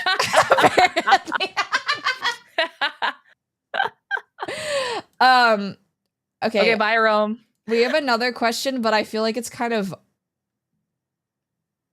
chopsteak. My question is, if you were a cut of steak, what would you be? I'd have to Google the cuts of steak. Is that weird? I don't know. Probably the fattiest cut. Wagyu, A5. Yeah, highest quality. But isn't Wagyu like baby cows? No, that's veal. Okay, yeah, then Wagyu, baby. I'd be fatty because I have fat tits. It's like I said, the mana is stored in the orbs, guys. Yeah, I'm fucking the orbs. Juicy as shit. The orbs. The orbs. Okay, the other question we had was, how did you two become friends? And like I said earlier, I kind of don't remember. I think, because your first message to me was you drew me on the toilet. I did. And so I'm like, did I just request that on Twitter and then you sent it to me on Discord? Was that the thing? I think so. Maybe I was like, I'm going to draw this. Do you want one? I think that was it. I think Bear was offering like, hey, I'm drawing people like shitting on the toilet. Do you want one? And I was like, yeah, here's my reference. And then you drew me shitting on the toilet and you sent it to me over Discord, I think. But I don't remember. I'd have to like go back. Okay, what I think actually happened was I was recommended by a mutual viewer. Yes. To raid you. Yes. And then I raided you, and then I was like, oh, we do similar content because we're both art-focused VTubers. So I'm going to see if we, could be friends because that would be cool. My psychological engineering worked. It did work. I think that was what. I think it was Zero Chew or someone recommended or was like, yeah, you rated me or something. Yeah. And they were like, cool. Same wavelength, same thing. And then I was like, I think I asked you to collab with me. And I don't. Was it Fortnite? It had to be Fortnite. I think we've only played Fortnite. Right? That's crazy. I think we only played Fortnite. To be fair, crazy. I don't collab very often. I could literally lift 5 fingers and tell you how many times I've collabed in a year. Yeah, I feel very honored because whenever I asked you to collab, you're like, yeah. Yeah, I get really tuckered out. So, but yeah, I was like, yeah, fucking Fortnite, fucking We like Fortnite. We like Fortnite. We like Fortnite. We like Fortnite. So yeah, Yeah, I think that was it. And then we were just friends, and that was it. That's pretty much Yeah. it. But I think a lot of it has to do with like a lot of overlap. Like we're both like I was an art student, similar interests, streaming art. That's it. Yeah, we're just chilling. Yeah, mad chilling. Yeah, there's a lot we can relate on. Like something that makes me like hanging out with you a lot is I feel like you're very genuine. Oh, thank you. That's not to say like other VTubers are not genuine, because that's not true, but it is very hard to find people who are also VTubers that are willing to let you in on some sort of personal level. Yeah. And that's like, you know, up to the person. Like they can do whatever they want. I'm not offended by that. But people are very careful. And with good reason, of course. But I think it can be hard to break that initial wall. And it just felt like we were hanging out as like friends in person ever since the beginning. So I think that helps a lot. Yeah. Nah, I'm kind of the same on stream too. But like I just kind of don't filter. Yeah. which can be a good and a bad thing. But yeah, it was easy when we like collabed. Like I just like, yeah, we're just two friends playing Fortnite. Like I don't have to here we are playing Fortnite. Like I don't have to like act a certain way, you know, or feel like I'm not putting on a show. We're just here to fucking shoot the shit and like play games, you know, and that's great. Exactly. I think it's a good thing I can like feel that way with you. Oh, I'm glad. Yeah, because again, it's hard when you're a streamer sometimes. It's like you get brainworms and you're like, oh, like do they like me? Like, are they, like, do they feel like I'm using them for content or whatever? But like, because that's all I have that as a fear sometimes. I'm like, oh, what if I come across some way?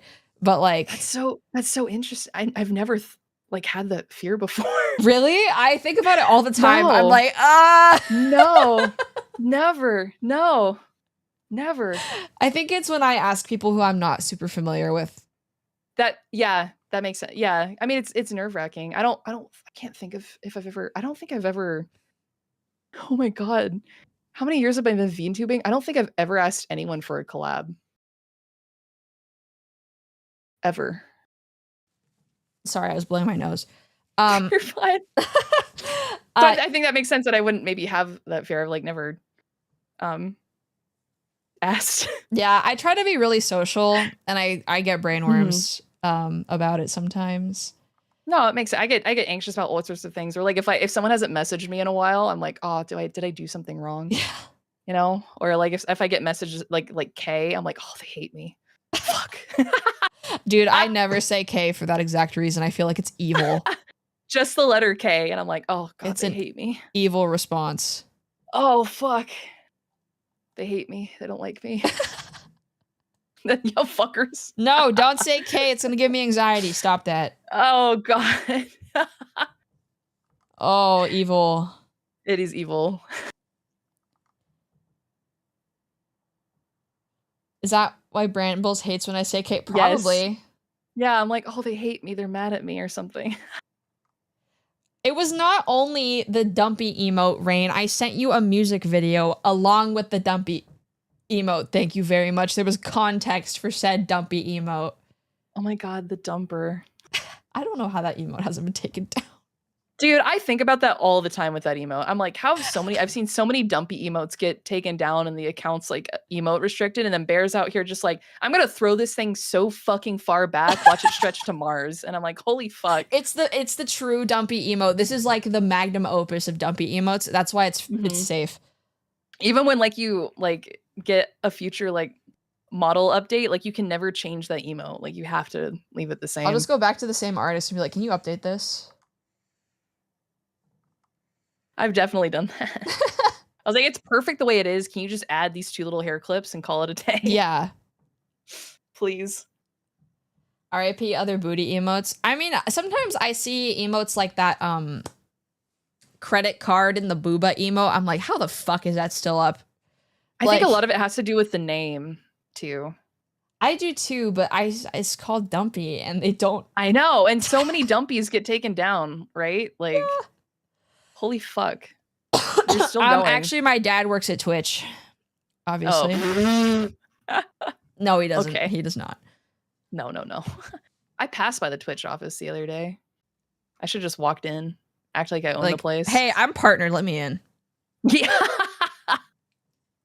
Just been like, hey, Partner kind of a streamer. big shot. Yeah, partnered streamer, big deal. You could compare me to Kai Cenat, maybe. Oh, yeah, maybe you've heard of him. I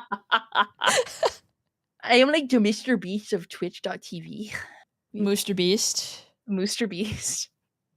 Mr. Beast. Hey, guys. Mr. Beast. Today we're playing hide and seek in an abandoned cruise ship. I took 40 VTubers and dragged them out of their house against their will. Oh, God. That would be content, actually. It would, yeah, but I don't leave my house, so I am not going to drag people out of their house. What an infamous name to call. I mean, he is technically I think he's like the biggest English-speaking streamer on the platform, from what I understand, so. Kai Cenat? Yeah. I don't know anything about Kai Cenat. He's big enough to do collabs with celebrities, so I would say he's probably... He has a net worth of $14 million. I would think it's more.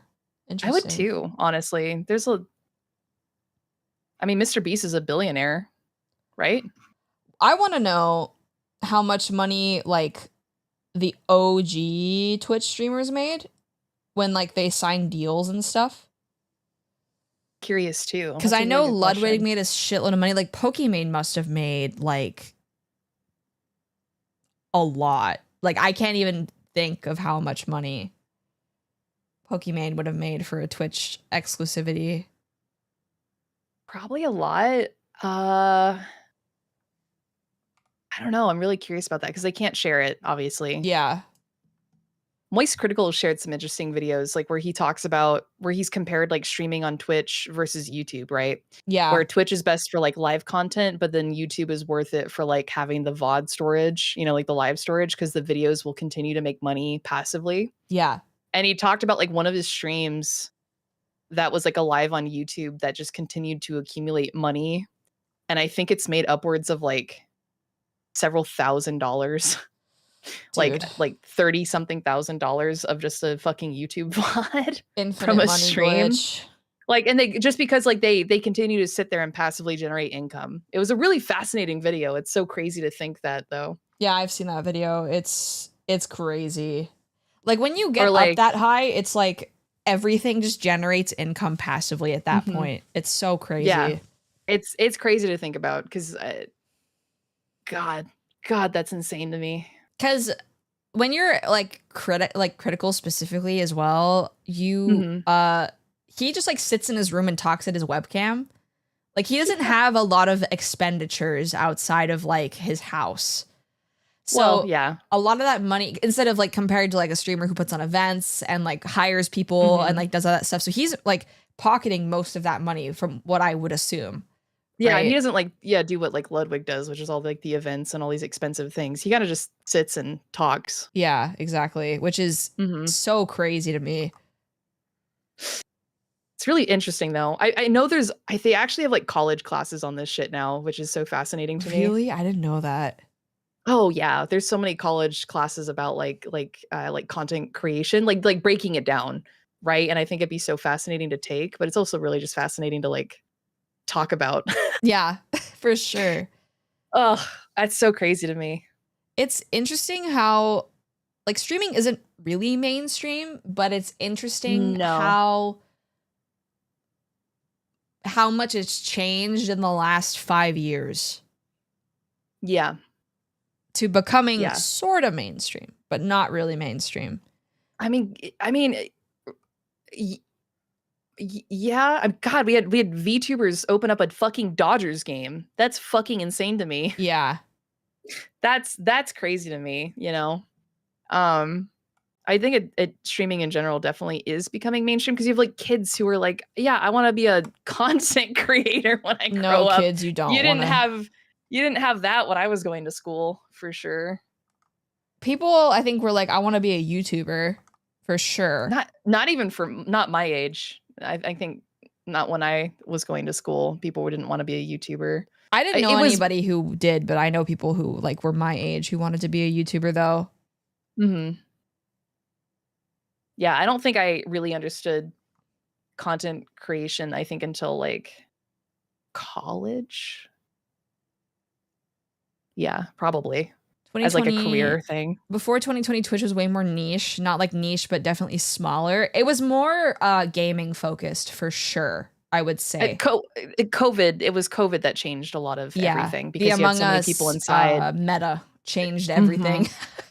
Yeah. The Among Us meta.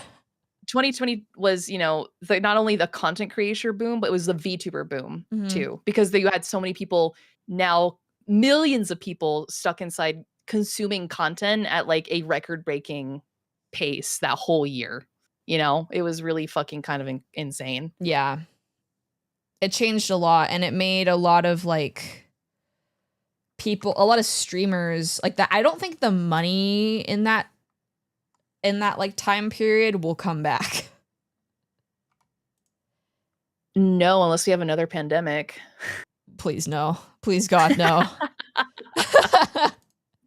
Yeah, no. And then it definitely has burst. I mean, because, you know, then what, 2-3 years later, you had all those huge companies that kind of sprung up, immediately fizzled out and died because people went back to work. Yeah, or like, well, it's like what happened in like games. A lot of companies like overbought or like overhired, and they were like, surely a thing keeping everybody inside, forcing them to play video games will last forever. Surely the amount of revenue we're gaining, like, okay, dude. Yeah, no. Yeah, that happened with the movie industry too, which is really sad. Movies and games are hurting right now, unfortunately. Yeah, animation pretty bad. It is very sad, but what can you do? They should hire me to make their financial decisions. I unironically think I would do better. Yeah, I'll just hire. Let me just like get $1 million and hire you to make my next lore chapter. Somebody put me at the CEO position at Warner Brothers, or I guess the company owner, because he's not even the CEO, right? Oh, I don't know. I don't even know. Yeah, I would fix the world economy. You should take all of your political advice from anime women online. Yes. No, not me. I don't have a fucking single brain cell to rub together to make 2 cents. You guys think too short term, not enough short term profits. Yeah, you got to think the shortest term you possibly can. Second to second thought processes. Like what? We should sell Mickey Mouse to Sony to make $1 billion. Genius. Yeah. God. Oh, God. All right. Write that down. Write that down. Write that down.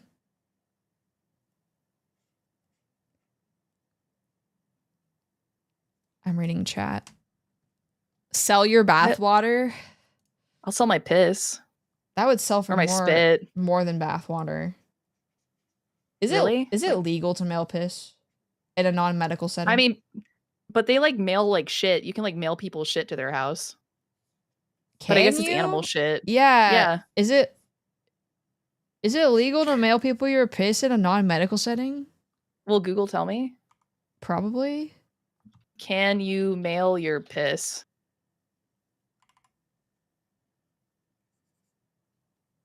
No, it is subject to strict regulations and requires proper packaging. So it's a biohazard. Yes. What if I had proper packaging? Forensic material containing a biological material such as a tissue, body fluid, etc., or excreta or secreta, and sent on secreta behalf is of a horrible word. I hate that. I don't know. The only thing that says it's illegal to mail someone are airbags, ammunition, explosives, and gasoline. So, my piss is explosive.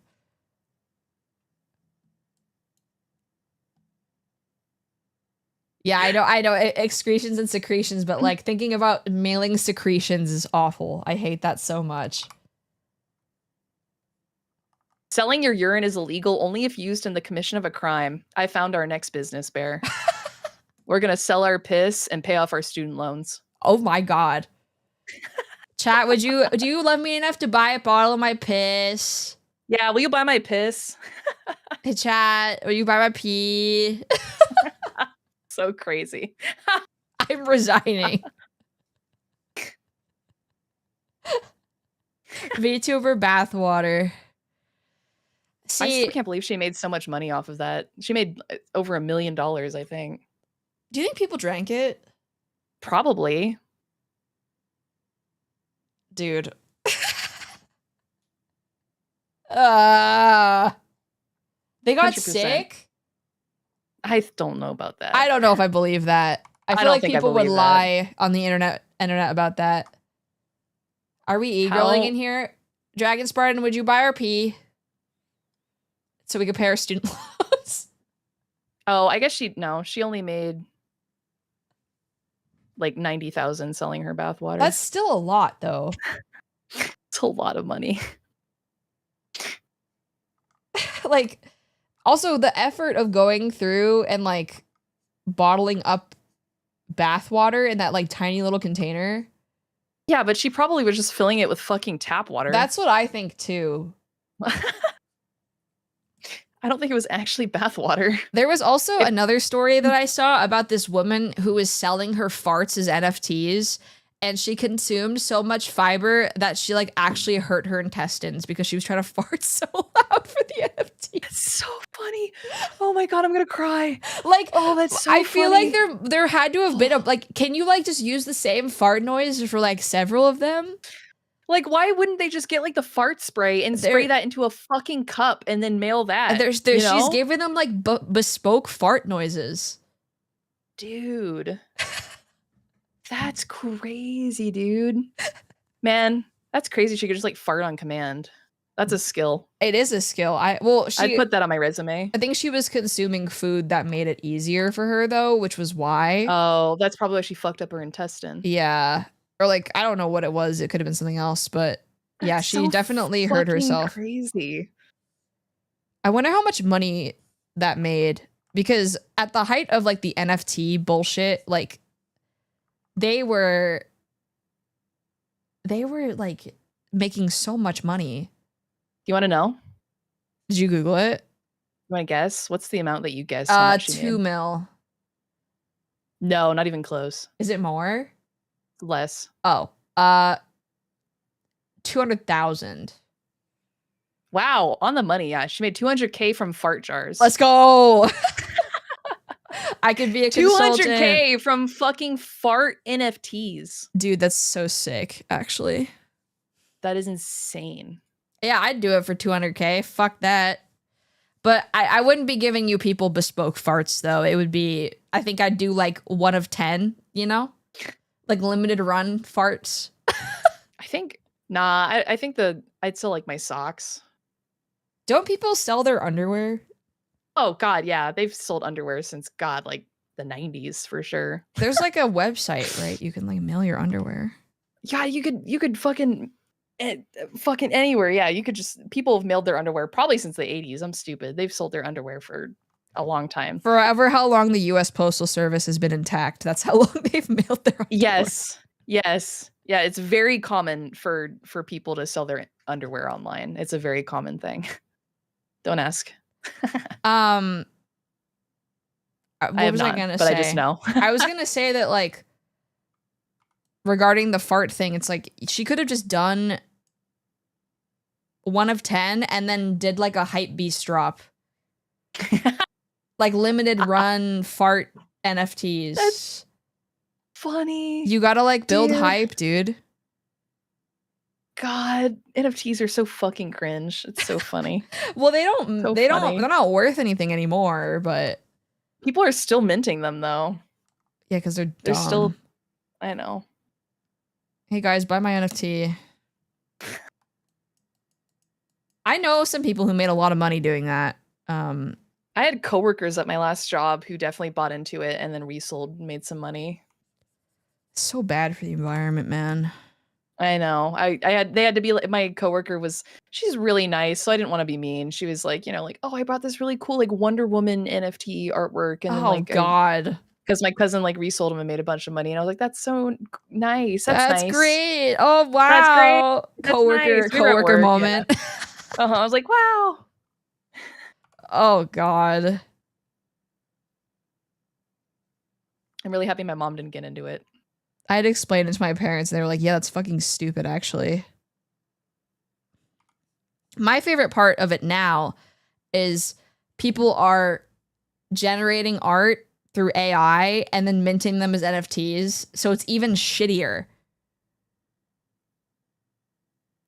Like, imagine how dumb you would have to be to buy an AI generated NFT.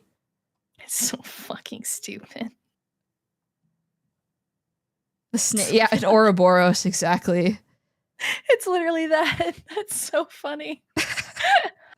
It's so stupid, man. Oh my god. Imagine. Holy fuck, dude. You know, I think that's about that funny. every day. I'm like, man, I'm so broke. And then I think about the people who buy that stuff, and I'm like, you know what? You're so fucking stupid. Maybe I'm fine. Maybe I'm doing okay. You know, like it's. Oh my god. God. The I'm so NFT tired of. I'm so tired. MMORPG that's sold 200 million of land in their game and then closed the game. Was that the Facebook one, or is that something else? Like the Facebook That's crazy. thing? I got an email one time about somebody promoting their like NFT game to me, and I was like, you obviously don't know who I am. Like, I will like make fun of you until the sun goes up the next day. What the fuck are you doing in my fucking email? I will take your sponsorship money and then shit on your NFT game. Yeah, I'll be like, hey, can you like pay me up front? And then I'll be like, hey, yeah, this game is fucking stupid. Like, what is it with like, I don't know what it is. Like even 3 years ago, like I consistently, like I get a lot of emails about like, there's so many like energy drink companies out there that is crazy to me that I've never heard of in my life. And I keep getting random emails from energy drink companies, multiple, like 10, that are like, we think you would be a great sponsor of our product and have like a partnership with us. Well, I get asked about it and I'm like, hey, I'm already signed, motherfuckers. Like, I'm not gonna drop gamer subs for that. Like, for your random ass, like, mushroom energy drink thing. Like, oh God. I've only partnered with one place and I'll never partner with another place, I think, unless it's like fucking Ben and Jerry's. Was it with like that company that man had gotten canceled recently? No, it was years ago. I think it was 3 years ago. It was Artesian Builds. That is a name I haven't thought about in forever. That was the only like sort of like partner code I ever had was with Artesian. And I think I actually made a couple like say like I'm surprised people actually use the code on their website a few times, and now I feel bad. And then they got fucking so canceled. Oh my God. What happened? I forgot. So they were partnered.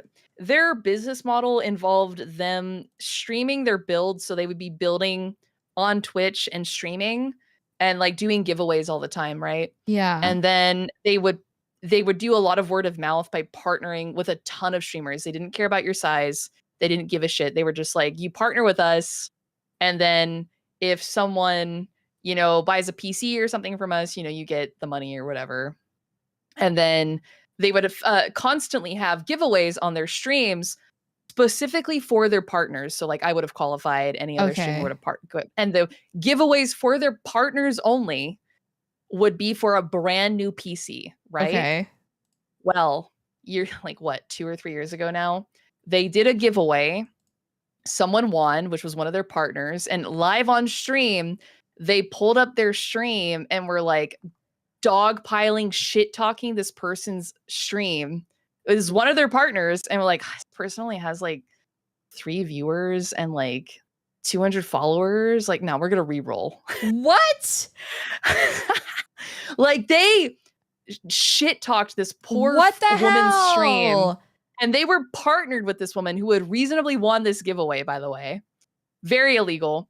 And obviously this was clipped and went around the internet. Yeah, if you're gonna do some shitty thing like that, maybe don't do that on stream. This guy was a piece of shit, and I wish I had never partnered with them. It was only for like a month though, so whatever. That's crazy. And not only did they get canceled? This was like they were a big company in like the SF Bay Area at this point. Like they had an office. They were making a shit ton of money doing pre-built PCs and like streaming the process, right? They had all sorts of partnerships with like really big streamers. Yeah, I right? vaguely remember that. Like they would do custom builds with like big streamers, kind of like other pre-built PC companies do now. Yeah. Where like they'd have like themed PCs after like your favorite streamer and you could like buy their build or something. And that scenario got them shut down. Like it got a ton of people looking into them. They had a ton of creators upset. And they essentially went bankrupt like within like a month. That's insane. Like, and then disappeared off the face of the planet. Like, but they what happened was like all the people that worked at the company at Artesian, I think it was maybe like 20, 25 employees, like got like shut down. And they got locked out of like the company and like didn't know what was going on. Oh my God. So yeah, that single moment of this dipshit owner of the company ruining this giveaway and being an asshole to this partnered streamer of theirs shut it down. It was crazy. It cost $0 to be nice. That's all I have to say. Yeah, that was insane. That is ridiculous. Yeah, that was a crazy moment. Yeah, it's always like, well, if they catch heat, you have to say something because if you're partnered with them, it's like, ooh, like. So it puts their creators in a bad situation. So you have to be pretty picky about who you partner with, I think. Yeah, it technically, I mean, it sucks for all the like employees of that company, right? Because they were all of a sudden like jobless in the Bay Area, but you know, they were apparently doing some like really shady practices and definitely like not delivering, I think, on builds and overpricing things. So like a lot of stuff came up after it. So it's better now that they're gone, but holy shit. Yeah, I have not partnered with anyone since, by the way. That has kind of soured my experience, which it shouldn't have. I know sponsorships are a really big like creator avenue and partnerships, but I thought about doing like a coffee thing. I love coffee. I'm a huge consumer of coffee every day. Yeah, I like coffee too. Coffee would be nice. I need Gamer Subs to make coffee so I can chill that. God, I could totally see them making coffee. It's very similar, you know? Yeah, I think it's expensive to produce now though, so I wouldn't be surprised if they like didn't do it. But even like other energy drink companies have like coffee too. Like Monster has coffee. So it's definitely not impossible, but you know. It's definitely more pricey now, so. Yes. All right. Do you wanna wrap it up here, you think? It's been 3 hours about. I'm almost done with the line art. I know, that's crazy. You got so far. Yeah. It's why I'm gonna miss talking to you though. Oh, we'll have to collab again soon. Well, actually, I might drag you in here for Alien Isolation because now I have to fucking play that game. So I know. We'll have to figure out what day. I'll have to hit you up. Is it on Steam? I hope it's on Steam. Yeah, it's on Steam. Okay, I was gonna be like, is this a PlayStation exclusive or something? Here to play it and then immediately refund it after the stream. No, I have to stick to my guns. I said 50 subs and I got 50 subs, so I gotta play it. It's my fault. I don't know. I did say 50. I didn't think they were gonna do it, so I should have warned you better. No, I warned you. No. I warned you. No, I'm being paid to play it, so I can't be sad. I can't be scared. I gotta tough it out, guys. I mean, it's a good game. It's just really fucking scary, dude. Just really fucking scary, dude. All right, I'm seeing who is live right now that we both know. Shit, I don't know. Who is live? Oh, my friend Kato is live. We could raid Kato. Yeah. They are. I don't know them. I think you two would get along, actually. Oh. Alrighty.